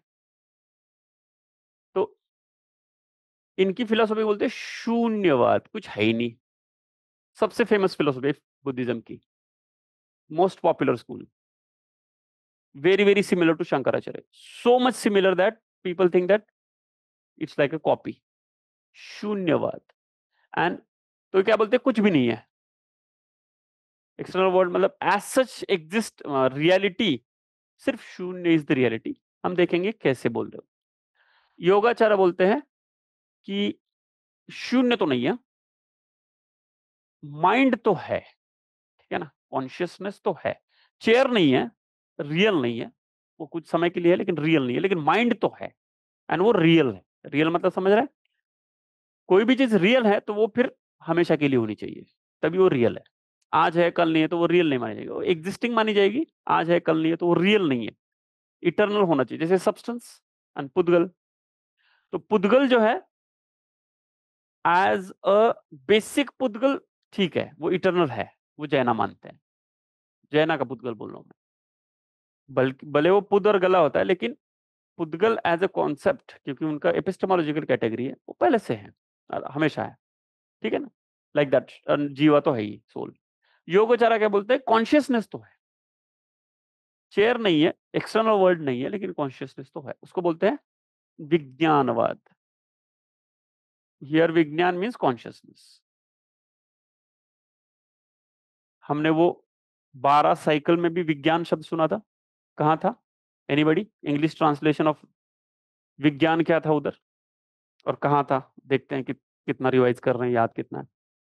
विज्ञान जैसे संखारा, जरामरण, स्पर्श, वेदना, षडायतन, नाम रूप, तृष्णा, उपादान, भव, जाति, उसमें विज्ञान भी था या नहीं था? Consciousness in embryo, yes. तो विज्ञान means consciousness. You are very good Rigveda. तो विज्ञान मीन्स कॉन्शियसनेस, ठीक है। ये तो वर्ड यूज ही होता है विज्ञानवाद संस्कृत में। विज्ञान बेसिकली मीन्स कॉन्शियसनेस, और वो विज्ञान है। बाय द वे, ये चीजों पे ज्यादा ध्यान मत दो। जैसे ये अभी कुछ लोग विज्ञान बोलते हैं, ये क्या होता है सर? कभी कभी आप वादा पे ये डाल देते हो, ये ट्रांसलिटरेशन है। इसमें आप कोई चिंता करने की जरूरत है नहीं है। आप विज्ञानवाद ऐसे भी लिखे, जैसे देखो, सिंपल। ओके, ये ऊपर नहीं डाले तो भी चलेगा, एग्जाम में कुछ फर्क नहीं पड़ने वाला। जब भी आप वैसे शब्द लिखोगे अलग अलग, जैसे मैं कभी की, जैसे देहात्मवाद है ना, तो मैं ऐसे लिखता हूँ ना, देहात, हा में आ है ना, इसलिए आत्मवाद। तो आपको ये डैश वगैरह, ये नीचे ये ऐसे, ये ऐसे होता है, कभी ऐसे होता है। ये एक्चुअली क्या है? जैसे हमें लिखना है क, संस्कृत में क है या क है, तो वो प्रॉपर एक रूल्स बनाए हैं, के हैं। क लिखना है तो के ए होता है, एंड का लिखना है तो फिर क्या लिखेंगे? इसलिए फिर उन्होंने ढूंढ लिया ये का है। ये अलग एक ट्रांसलिटरेशन के रूल्स हैं। जैसे हमारे यहाँ पे आप समझो, न्य है ना, फिर न है, फिर ण भी है ना। तो वो अलग अलग कैसे लिखेंगे? तो न्य है तो उसको ऐसे करेंगे, ये एक तरीका है। ये ए सॉरी, न है तो उसको सिंपल न लिखेंगे, और न है तो उसको इस नीचे डॉट लिखेंगे। ये ट्रांसलिटरेशन के रूल्स है, आपको कुछ भी सीरियसली लेने की जरूरत नहीं, क्योंकि आपको भी कभी कभी, जैसे निर्वाण, निर्वाण, तो आपने यहाँ ए देखा होगा, तो ये चूंकि ये निर्वाण वाला न है, निर्वाण वाला न नहीं है, इसलिए है। तो it's just a transliteration. Indian philosophy में बहुत जगह आएगा। जैसे बाह्य प्रत्यक्ष, तो वो ऐसे लिखेंगे, बाह्य प्रत्यक्ष। तो ये बाह्य का आ जाएगा, क्योंकि वो बा है, बाह्य। तो कभी कभी, और कभी आ जाए तो आने दो, नहीं आए तो उससे मार्क्स का कोई संबंध नहीं है। तो डोंट गेट बॉदर्ड और अबाउट इट, ठीक है। बस try to understand, try to grasp, if possible. Knowledge ही बढ़ता है उससे, क्योंकि ये इंटरनेशनली एक्लेम्ड ट्रांसलिटरेशन है। क्योंकि उनको क्या हुआ, when you teach Sanskrit, Sanskrit is a very phonetically correct language, okay, mathematically also very well derived. आप आप न और न में फर्क नहीं कर सकते ना। आपको पता है निर्वाण और निर्वाण में फर्क होता है, ठीक है। तो और जैसे हम, जैसे कि दिन एंड दीन में फर्क होता है, ओके। तो आप दिन लिखेंगे तो ऐसे लिखेंगे, दिन, एंड दिन लिखेंगे तो वो ऐसे लिखेंगे। दोनों में फर्क होता है ना। दिन मतलब दिवस, डे, एंड दीन मतलब गरीब। तो ये सब चीजें हैं, इसलिए उनको। और बाद में होता क्या है, संस्कृत में ट्रांसलिटरेशन नहीं करेंगे, डिटेल में जब एकेडमिक एक्सरसाइज करेंगे तो छोटे छोटे चीजों पे फिर कंफ्यूजन होने लगता है, किसका क्या मतलब है ना। माया, आप कभी देखेंगे वर्ड माया जो है, मा या, ऐसे होंगे, ठीक है ना। तो ऐसे वो होता है। दूसरा आपको वो पता होगा, जैसे रामा क्यों लिखते हैं, अर्जुना क्यों लिखते हैं, ये मैंने शायद बताया होगा आपको।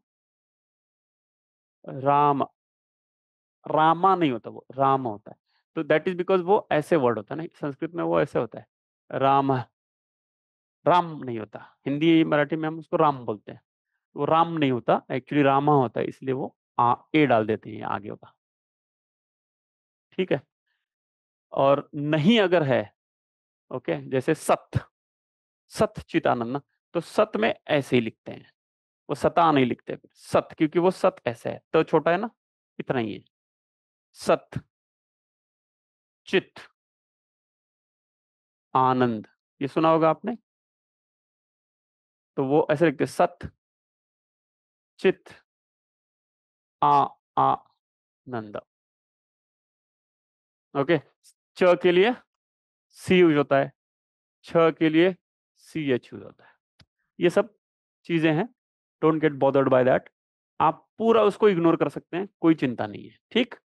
ये फिर क्योंकि ये पूछते हैं लोग हर इसमें, क्योंकि नोट्स में भी फिर, और नोट्स में भी आपको दोनों तरफ से मिलेंगे।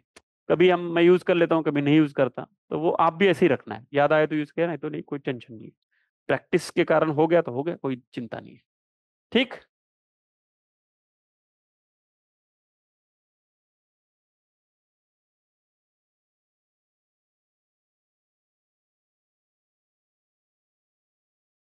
नाउ ये चार स्कूल हमें वन बाय वन देखने हैं। तो पहला है वैभाषिक।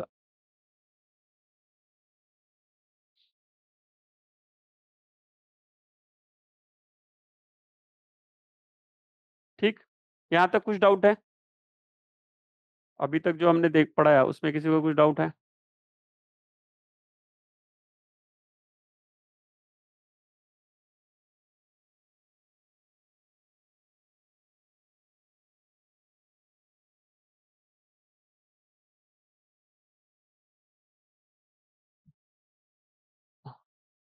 आप मेरे साथ हो?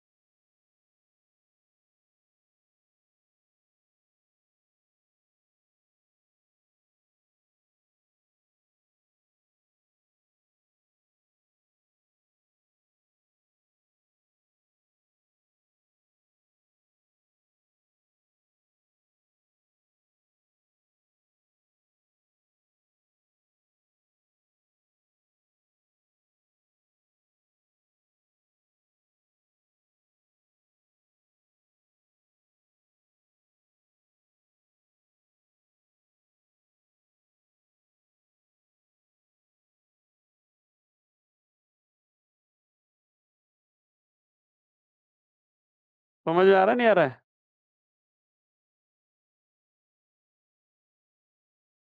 Will start with the first school. बहुत डिटेल नहीं है, माध्यमिक और विज्ञानवाद थोड़ा डिटेल्ड है, अदरवाइज सिंपल सिंपल है।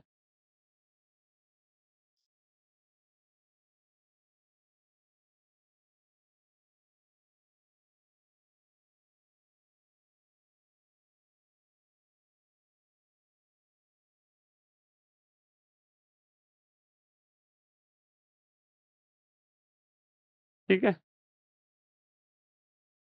ओके। तो वैभाषिक सिस्टम, तो आपको पता है, already we have seen. So there are some basic concepts we'll study. Ultimately, they'll most of them will be repeat because जो बुद्धा ने बोला है, जो हमने मेटाफिजिक्स में पढ़ा, वैभाषिक का तो बहुत ज्यादा उसमें जो है सिमिलर होगा। रीजन बीइंग, क्योंकि वैभाषिक का ओल्डेस्ट है एक तरीके से, तो वो एज इट इज ही लिया था एक तरीके से उसको, इसलिए वो वैभाषिका बोलते हैं। भाषिका मीन्स वर्ड्स, तो वो एज इट इज वर्ड पे डिपेंड होते हैं, ज्यादा अपना बहुत ज्यादा इंटरप्रिटेशन नहीं लगाते। इट्स लाइक क्लोजेस्ट इंटरप्रिटेशन और डायरेक्ट इंटरप्रिटेशन, ज्यादा वो इधर उधर की बात नहीं करते, सीधा हाँ उन्होंने बोला है तो है टाइप्स। तो इसलिए वो सिमिलर इस पर आते हैं, लेकिन there are some basic aspects of वैभाषिका।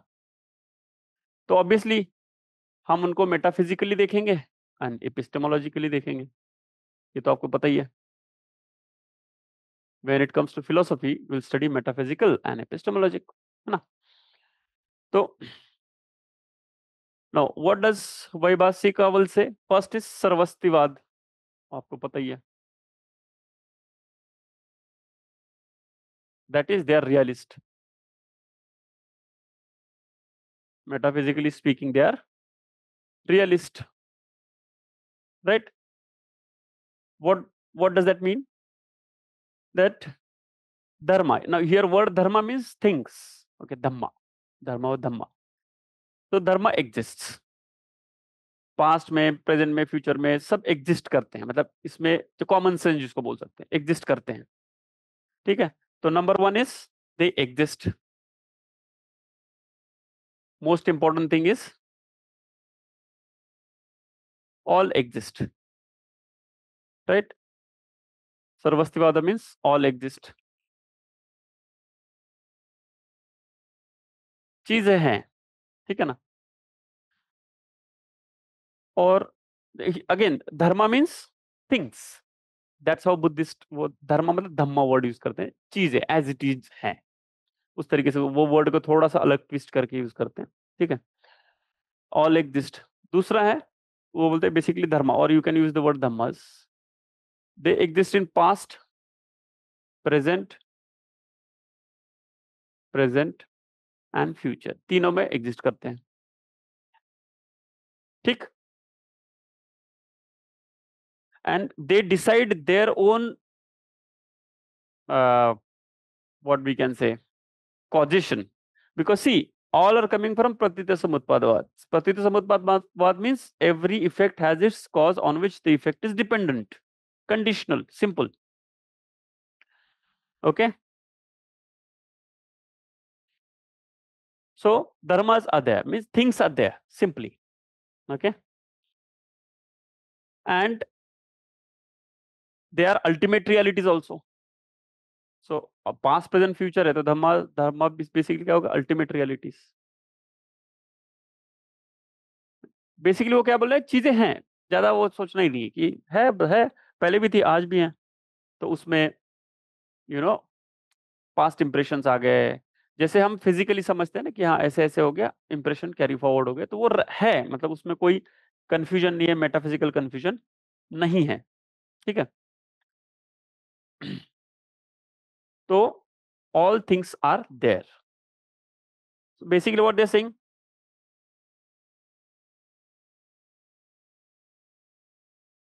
This dhammas और dharmas are not merely mental constructs. ये मतलब उनका मेन मुद्दा यही था, ये सब मेंटल कंस्ट्रक्ट, चेयर, ट्री, ये कोई सिर्फ मेंटल कंस्ट्रक्ट्स नहीं है, वो चीजें अपने आप में है, तो वो वहां है, इसलिए हम उनको जान रहे हैं, so they are not mental construct. So dhammas are not merely conceptual construction, mental constructions, but objectively existence entities with their own nature, swabhava, okay. So basically what they're saying, dhamma, again I'm saying the word dhamma का क्या यहाँ पे use करना है, things, स्वभाव, हर एक का अपना स्वभाव है, उसके हिसाब से वो चीजें है, ठीक है। ये स्वभाववाद नहीं है, वो कॉजेशन के लिए था, ठीक है। पर यहाँ पे क्या है, चीजें हैं, उनका अपना एक नेचर है, ठीक है। रियलिस्ट जो बाद में माध्यमिक आएंगे ना, तो बोलेंगे स्वभाव ही गलत है, अपने में कॉन्सेप्ट ही गलत है, ठीक है। तो बेसिकली सर्वस्तिवादी मतलब उनका ये एक है कि ये चीजें है, इसमें कोई प्रॉब्लम नहीं है। फिर दूसरा क्या है, तो क्षणिकवाद भी मानते ही, ऑब्वियसली वो मानेंगे, बुद्धा ने ही बोला है एवरीथिंग इज क्षणिकवाद। देखो क्षणिकवाद में मेन प्रॉब्लम क्या आता है, इफ एवरीथिंग इज टेम्पररी, फिर दिक्कत ये आ जाती है कि उसको कंटिन्यूटी क्यों फील होती है, इसका एक्सप्लेनेशन नहीं आता। जैसे फ्लेम्स का एग्जांपल हमने दिया था, so if there are flames, तो इसका मतलब ये है कि कंटिन्यूटी जो है वो एक्सप्लेन नहीं होती, कि हम बोलते कि flame after flame, flame after flame, जो हमने बेसिक जो बुद्धिस्ट टीचिंग या बेसिक मेटाफिजिक्स में हमने पढ़ा था। तो वैभाषिक का बोलते हैं क्षणिकवाद तो ठीक है, ओके, धर्मास जो है arise perish in a moment, okay. But वो क्या बोलते हैं, इसका मतलब ये नहीं कि वो है ही नहीं या सिर्फ मेंटल है, धर्मास है, धर्मास मीन चीजें हैं, उनका ऑन्टोलॉजिकल स्टेटस। ऑन्टोलॉजी का क्या मतलब होता है, ये बार बार यूज होगा वर्ड, आपको पता है किसी को ऑन्टोलॉजी क्या होती है? Ontology very important word in philosophy, ontology या ontological status. What does ontology mean? Okay, theory of existence,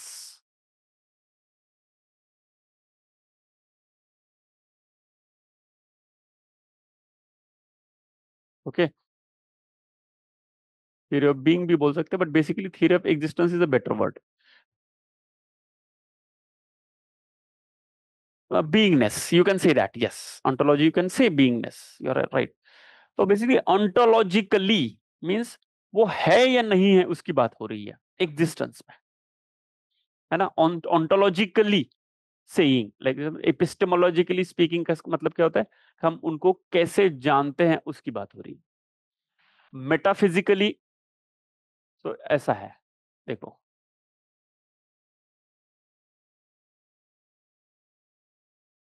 metaphysics, epistemology, ontology, okay, even सोटेरियोलॉजी।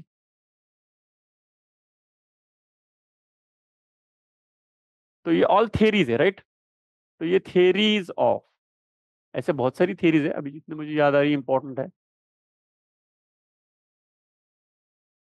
Metaphysics theory of reality, real क्या है नहीं है वो बताने वाली थियरी, उसको बोलते हैं theory of reality, metaphysics.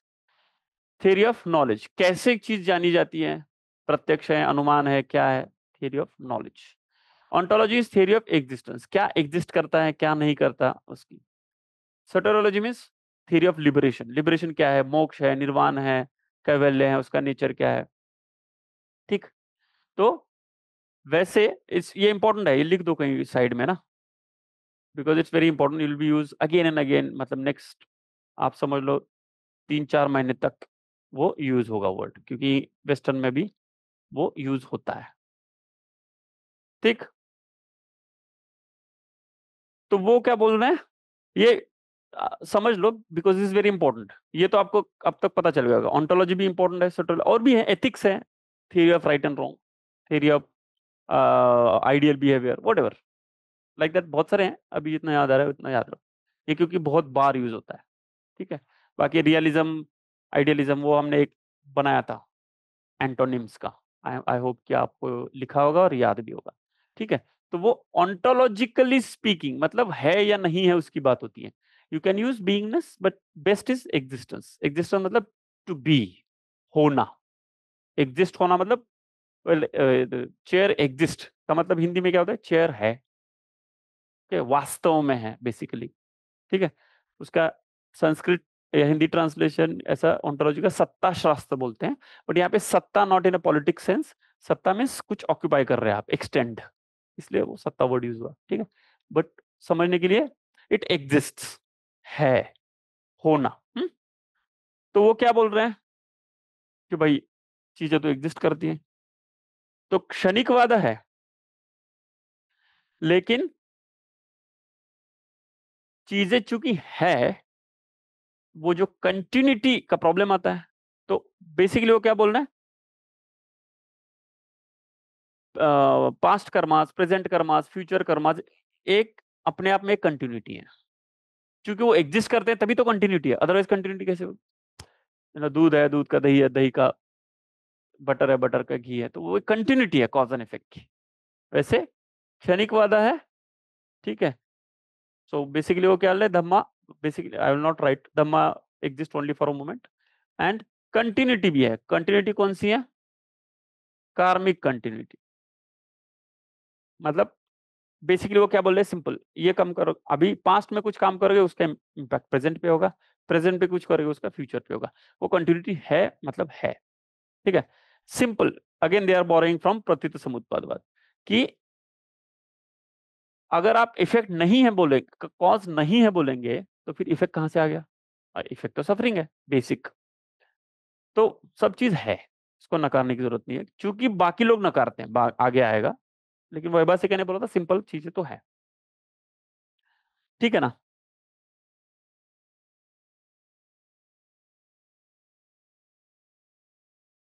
Only thing that they say that there is no permanent cause.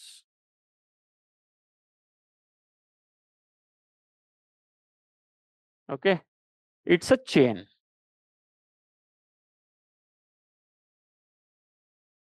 Again permanent तो वो नहीं मानेंगे, क्योंकि the whole Buddhism is based on not permanent, right, तो वो भी नहीं मानेंगे, तो परमानेंट तो कुछ नहीं है, ठीक। लेकिन एक चेन के रूप में चलता रहता है, चलता रहता है, चलता रहता है, कोई एक परमानेंट चीज नहीं है, एक के बाद एक। लेकिन इसका मतलब ये नहीं कि जो हो रहा है, जैसे मैंने बोला ना, दूध है, दूध का दही, दही का जो है बटर, मक्खन, मक्खन से घी, ये कंटिन्यूटी है। दूध भी है, दही भी है, मक्खन भी है, कुछ कुछ समय के लिए है जरूर, लेकिन है ना। वो कोई ऐसा नहीं कि कोई एक सेंट्रल चीज हमेशा है, ऐसा नहीं है। चेंज होती रहेगी, है ना, क्षणिकवाद, लेकिन है। एंड ऑब्वियसली फिर उसी कंटेक्स्ट में वो क्या बोल रहे हैं, जो हमने बोला था, सोल तो नहीं है फिर, क्योंकि नो सोल तो बेसिक थियरी है बुद्धा की। तो सोल जिसको हम नॉर्मली आत्मा बोलते हैं, वो तो नहीं है। एट द मैक्स क्या है, एक कंटिन्यूअस फ्लो ऑफ कॉन्शियसनेस हो सकता है। ठीक है, तो we conventionally call it self, okay, but it just collection of some impressions, जैसे पंचस्कंध हमने देखा उस तरीके का। तो वो भी नो सेल्फ भी है, नो सोल और सेल्फ। ठीक है, कंटिन्यूटी है, लेकिन कोई एक परमानेंट सेल्फ नहीं है। ये एक के बाद एक के बाद दूसरा, दूसरे के बाद तीसरा चलता रहता है, बट उसमें कोई परमानेंट एक basic underlying thought, underlying permanent anything not there. ठीक, तो उनका बेसिकली वो क्या है, उनका मेन फोकस क्या है, जो याद रखने के लिए, सर्व सर्व dhamma, all dhamma exist, okay, ontologically they are there, okay. And obviously बाकी सब तो लगभग सेम ही होगा जो बुद्धिज्म में बोला होगा। एपिस्टेमोलॉजिकल बहुत इंपॉर्टेंट है इनका। ये धम्मास है, जैसे चेयर है, टेबल है, थॉट है, सब चीजें हैं।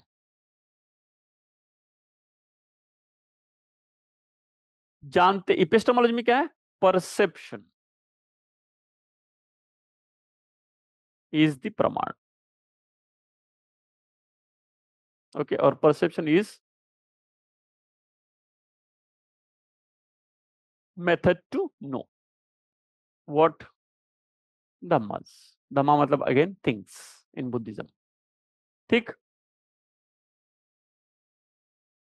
तो obviously, and that's why they are called direct realism. Realism तो है ही, लेकिन डायरेक्ट रियलिज्म, तो इससे वो रियलिज्म प्रूव होता है, ये हमने लिखा ही है। और परसेप्शन से होता है, इसलिए डायरेक्ट है। समझ में आ गया, इनडायरेक्ट नहीं है। डायरेक्ट इनडायरेक्ट जैनिज्म का याद करो, सिमिलर चीज है, क्योंकि कोई भी चीज परसेप्शन है तो डायरेक्ट, तो इसलिए उनका फिलोसफी बोलते हैं डायरेक्ट रियलिज्म। समझ में आ रहा है या फास्ट हो रहा है? Are you people with me? कि हाँ समझ में तो आ रहा है सर, या नहीं आ रहा है ज्यादा? एक, क्योंकि देखो टेक्निकल टर्म्स तो एक के बाद एक आएंगे नए।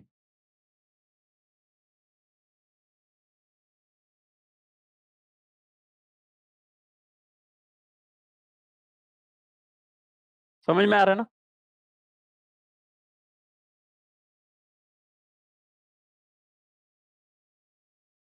ठीक है, तो perception, yes good, so perception से समझ में आ रहा है जो भी चीजें, दे आर नॉट डिनाइंग अनुमान, बिकॉज अनुमान is also based on perception. ठीक है ना, सो अनुमान इज बेसिकली रीजनिंग। तो परसेप्शन से धम्मा जानते हैं। दूसरा, सॉरी,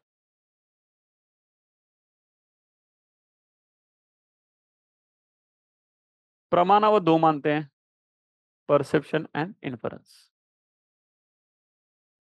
ठीक है, they are like two main so pramana, basically valid sources of knowledge, perception and inference. Testimony भी वो मानते हैं, लेकिन वो बोलते टेस्टिमनी कुछ नहीं है, वो डिपेंड ऑन इन्फरेंस ही है, क्योंकि आप पढ़ते हो, इन्फर करते हो, समझते हो, तो अल्टीमेटली वो इन्फरेंस ही है। ठीक है ना, okay. And what is this perception? Perception is understood as direct cognition. तो परसेप्शन का यहाँ पे डेफिनेशन भी देते हैं, परसेप्शन मीन्स डायरेक्ट कॉग्निशन।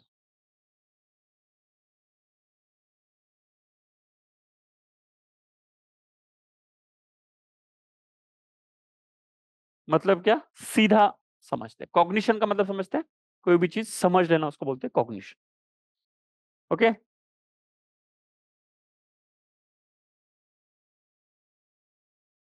ठीक है, and how this whole process happens, so perception is understood as the direct cognition of dhammas। सीधा चेयर दिख गया, जान गया, इंप्रेशन दिख गया, जान गया, ट्री दिख गया, जान गया, सीधा है, okay. Free from conceptual construction, जो बाद में योगाचार अवेलेबल, ये कोई कंसेप्चुअल कंस्ट्रक्शन नहीं है, इमेजिनेशन टाइप्स कंस्ट्रक्शन नहीं है, ये बस दिख रहा है, उसके हिसाब से हम जान रहे हैं सीधा। इन्फरेंस में कोई कंस्ट्रक्शन नहीं हो रहा, राइट? जस्ट जो पहले परसीव किया है उसको कनेक्ट करते हैं, कोई कंस्ट्रक्ट नहीं होती चीज, ठीक है। एंड ये परसेप्शन जो है 6 फैकल्टीज से होता है, 6 ऑर्गन्स बोल सकते हैं, 6 फैकल्टीज। हमने वो षडायतन बोला था, वैसे ही 5 sense organs, 5 senses plus mind, 6th one. तो ये 6 से काम सब हो जाता है, ठीक है। मतलब it's more of a realist school. Okay. जब भी हम एपिस्टेमोलॉजी की बात करेंगे नॉर्मली, तो you know what epistemology means in Indian philosophy. जब भी like we say we are studying epistemology means what are we studying basically? Pramanas, theory of pramana, pramanavad, whatever, perception, inference, testimony, comparison, अर्थापत्ति, अनुपलब्धि। तो उसमें से कौन सा वो पर्टिकुलर स्कूल एग्री करता है नहीं एग्री करता, वो वही चीज होती है सब। तो इसमें परसेप्शन और इन्फरेंस उन्होंने मान लिया। उसमें हमेशा एक चीज ऐड होती है, उसको बोलते हैं इल्यूजन, कंसेप्ट ऑफ एरर। क्योंकि बहुत ही इंपॉर्टेंट कंसेप्ट है इंडियन फिलोसफी में, जो भी नॉलेज की बात करेगा, एपिस्टेमोलॉजी की बात करेगा, उनको ये भी एक्सप्लेन करना पड़ेगा फिर एरर क्यों होता है। एरर तो होता ही है कि अब मुझे लगा कि यहाँ पे सांप है लेकिन वो रस्सी है, वो तो होता ही है। उसको एक्सप्लेन कैसे करते हैं? तो वो बोलते हैं illusions are nothing but misconception caused by abnormal conditions. Okay, उसमें और कोई कारण नहीं है। भाई लाइट थोड़ी कम है, रियलिस्ट है ना, लाइट कम थी या हवा थोड़ी गलत तरीके से चली तो हिला, इसलिए लगा। तो whom they are blaming for the error, or whom they are putting the blame or the reason or the cause behind the illusion? Illusion is created because of abnormal conditions. Error, okay, is error is because of abnormal conditions.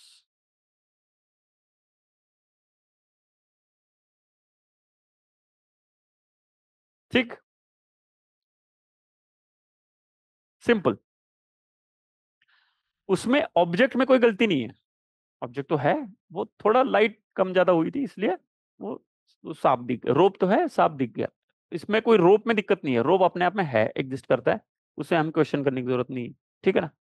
तो हमारी वो गलती हो गई कि snake को हमने, रोप को स्नेक जैसा देख लिया, and that is not because of कोई इग्नोरेंस दिस दैट उस तरीके से, दैट सिंपली बिकॉज लाइट थोड़ी सी कम ज्यादा थी और कुछ नहीं है उसमें, ठीक है। तो वैभाषिका का मतलब क्या है? वो रियलिज्म है, डायरेक्ट रियलिज्म है, और सिंपल जो हम कॉमन सेंस एग्जिस्ट करते हैं, सर्वस्तिवादी। ये 3 चीजें इंपॉर्टेंट है और कुछ नहीं। वैभाषिका, इसके अलावा कोई सवाल नहीं आता और इतना ही हमारे लिए इंपॉर्टेंट है, ठीक। कोई डाउट है इसमें? वैभाषिक में कुछ डाउट है?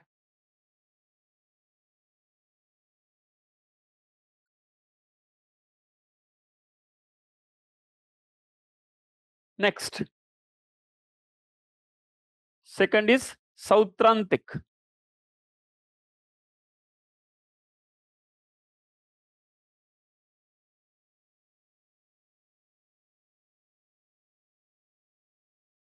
ओके, नाउ सौत्रांतिक में क्या है?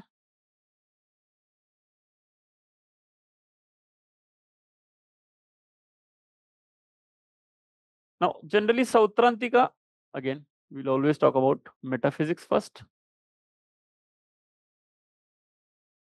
and epistemology,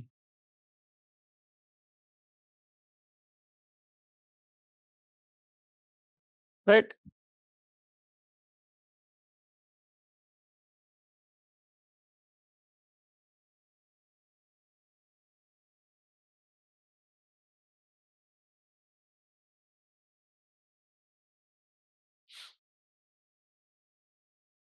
Now in that way they are also realist, they are also sarvastivadins, ठीक है, but they have a different, slightly different opinion. Basically their main difference is how do we know that?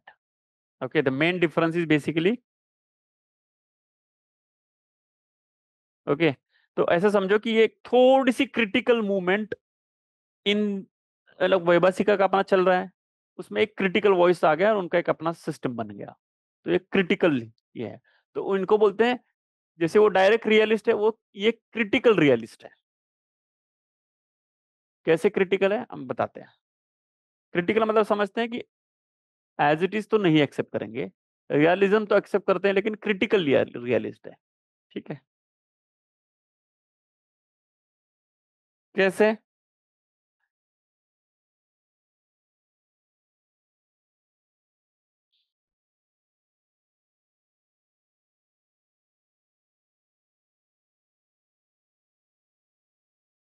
ये सर्वस्तिवादी है लेकिन past नहीं है,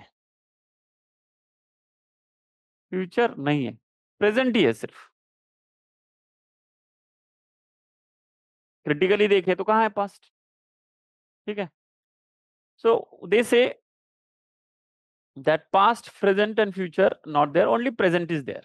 Okay, okay, only the present moments exist in reality. Simple, इतना ही फर्क कर दिया, बाकी सेम है। वैभाषिक का क्या बोल रहा था, तीनों है, पास्ट प्रेजेंट फ्यूचर। ये क्या बोल रहा है, पास्ट ही है, प्रेजेंट ही है सिर्फ, क्योंकि पास्ट और फ्यूचर तो चला गया। क्रिटिकली देखे, क्रिटिकल मतलब उसको उसको बोलते हैं ना, एक कॉन्सेप्ट ऑफ सर्वस्तित्व।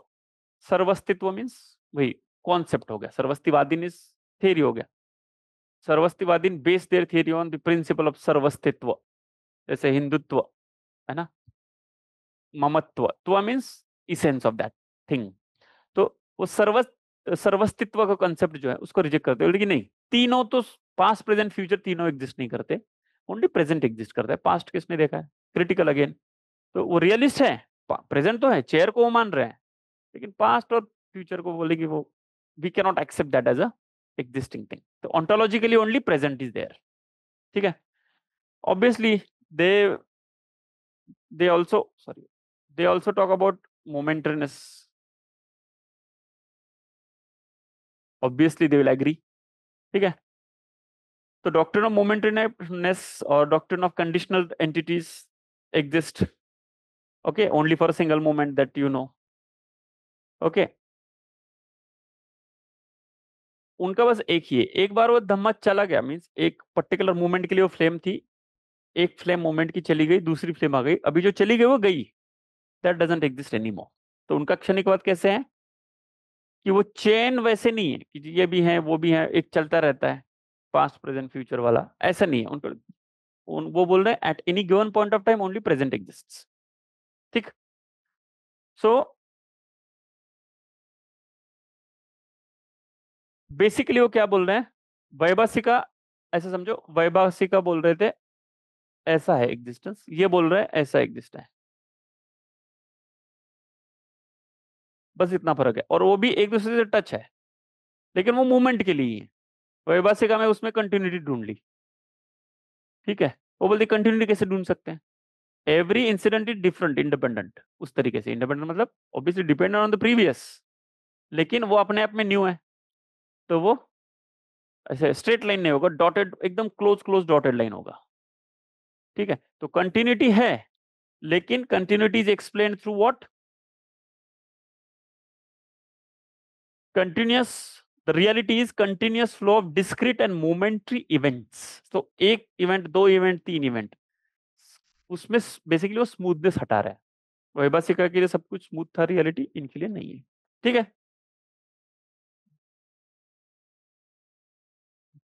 ये एक और थ्योरी लेके आते हैं। अभी देखो, पास्ट इंप्रेशंस को वो एग्जिस्टिंग नहीं मानते, गया वो गया, प्रेजेंट एग्जिस्टिंग नहीं तो अभी देखो, पास्ट में कुछ कर्मा किए हैं तो उससे कुछ इंप्रेशन बने होंगे, और ये हम सब बोलते हैं कि प्रेजेंट में उसका फल मिले, मतलब फ्रूट्स होंगे। तो आप तो बोल रहे हैं कि एट प्रेजेंट मैंने कल जो किया था वो तो खत्म ही हो गया, तो कहां से आएगा ये इंप्रेशन, कैसे फ्रूट्स कैसे डिसाइड होंगे आज के? तो वो एक थ्योरी देते हैं, उसको बोलते हैं बीज theory, seed theory, theory of seeds, बीज। अभी देखो, बी के ऊपर डैश आएगा क्योंकि बीज है, बीज नहीं, बीज। ओके, बीजवाद, क्या है बीजवाद? 3 टाइम्स पास्ट प्रेजेंट फ्यूचर तीनों एग्जिस्ट नहीं करते, ओनली प्रेजेंट एग्जिस्ट करता है। लेकिन फिर कैरी फॉरवर्ड कैसे होता है, पास्ट का एक्शन का फ्रूट्स अभी क्यों मिलेगा? So actions have generally, actions वो तो चले गए, लेकिन they leave behind latent seeds within the mental continuum. Okay, तो ये important word as it is याद रखना है, latent, latent seeds in mental continuum.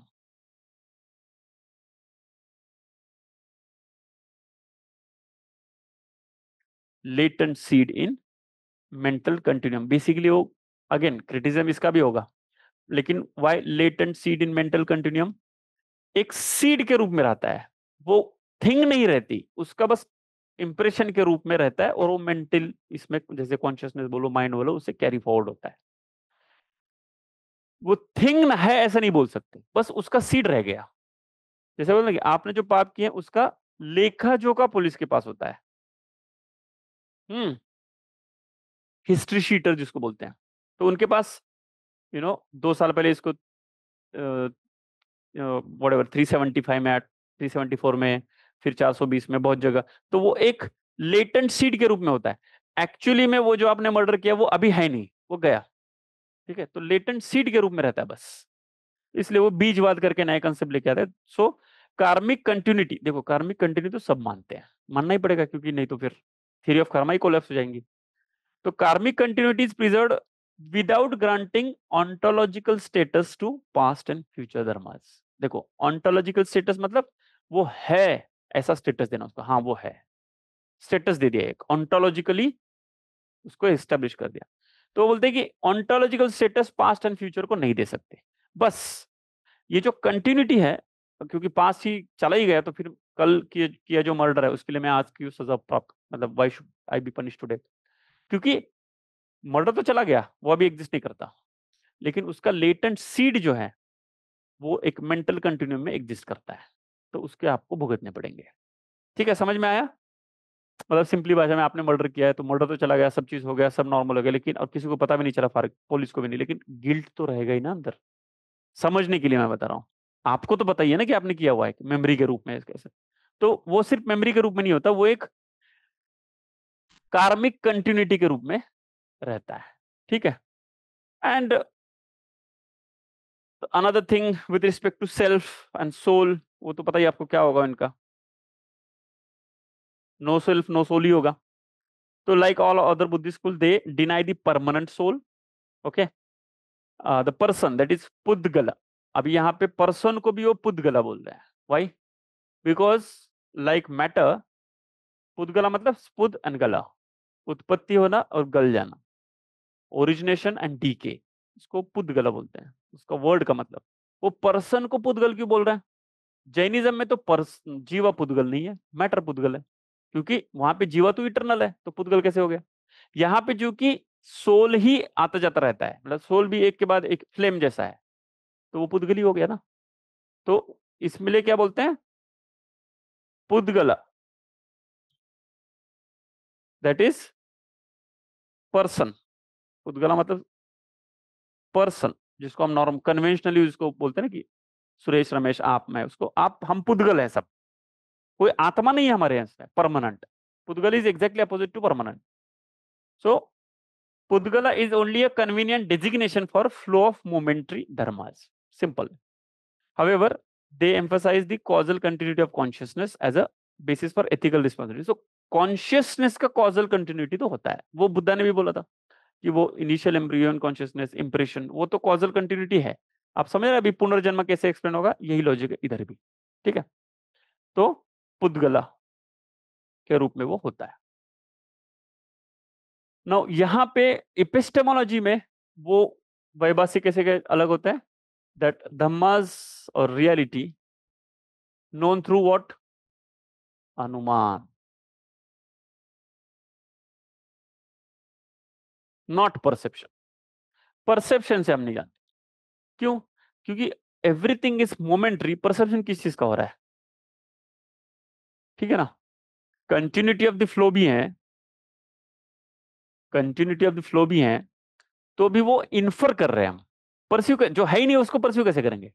Continuity है नहीं, क्योंकि आप खुद ही बोल रहे हो मोमेंट्री है, अभी एक फ्लेम है, फिर दूसरी फ्लेम, फिर तीसरी फ्लेम, तो वो तो टूट रही है बीच में। तो कंटिन्यूटी वो इन्फ्रेंस से आती है। तो दैट्स व्हाई दे से क्रिटिकल रियलिस्ट, और उसको बोलते हैं रिप्रेजेंटेशनिस्ट, बोलते हैं रिप्रेजेंटेशन, रिप्रेजेंटेशनिज्म। मतलब what, that external objects are real, obviously Sarvastivada, but they are not directly perceived, हो ही नहीं सकता क्योंकि मोमेंट्री है, कैसे डायरेक्टली परसीव करोगे। What we perceive are mental representation, not constructions. Construction आ गया तो फिर खुद इमेजिनेशन जैसा हो गया, वो योगाचारा स्कूल में आएगा। ये बस रिप्रेजेंटेशन है, वहां कुछ हुआ, इसका रिप्रेजेंट यहाँ होता है, तो वो है, इसलिए रिप्रेजेंटेशन हो रहा है। ठीक है, तो mental representation which they call as akaras. So anuman, okay, so knowledge through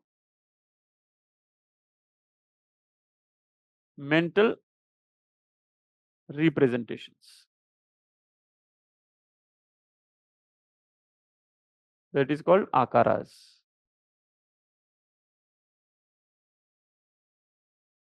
ठीक है ना।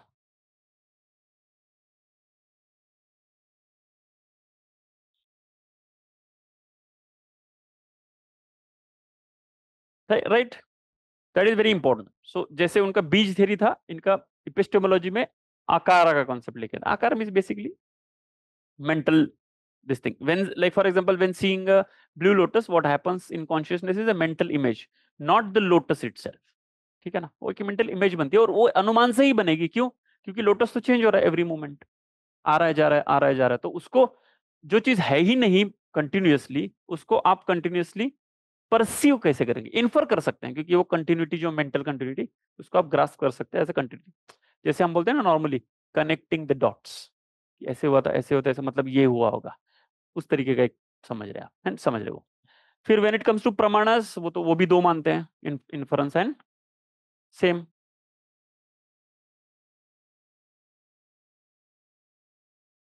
परसेप्शन प्लस इन्फरेंस, वो परसेप्शन को नकार नहीं रहे हैं, ठीक है ना।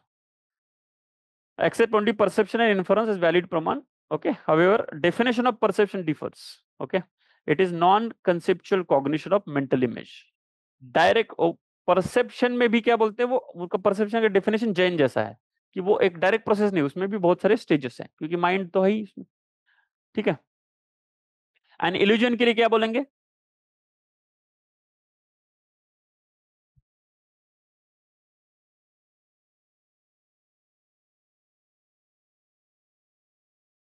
ठीक है ना, इल्यूजन के लिए क्या बोलेंगे? Illusions are explained as misrepresentation, जो रिप्रेजेंटेशन हो रहा था वो गलती से हो रहा था within the consciousness। okay, since perception is always indirect, perception he indirect है अपने आप में। okay, error तो natural है, yet inference allows one to correct mistaken in appearances and align with causal reality। ठीक है, तो बेसिकली क्या बोलते हैं, illusion क्या है? Misrepresentation.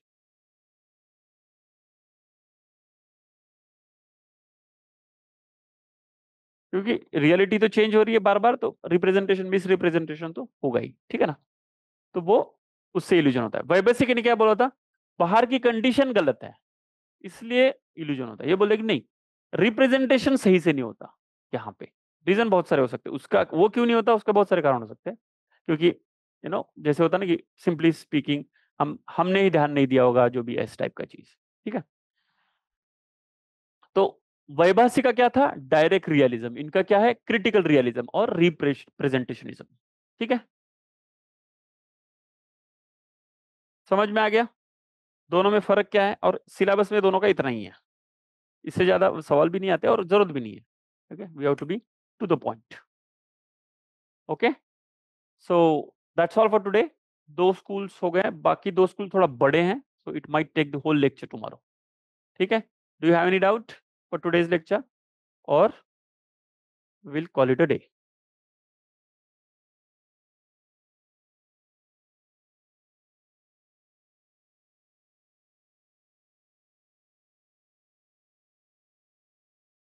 Okay, thank you very much then.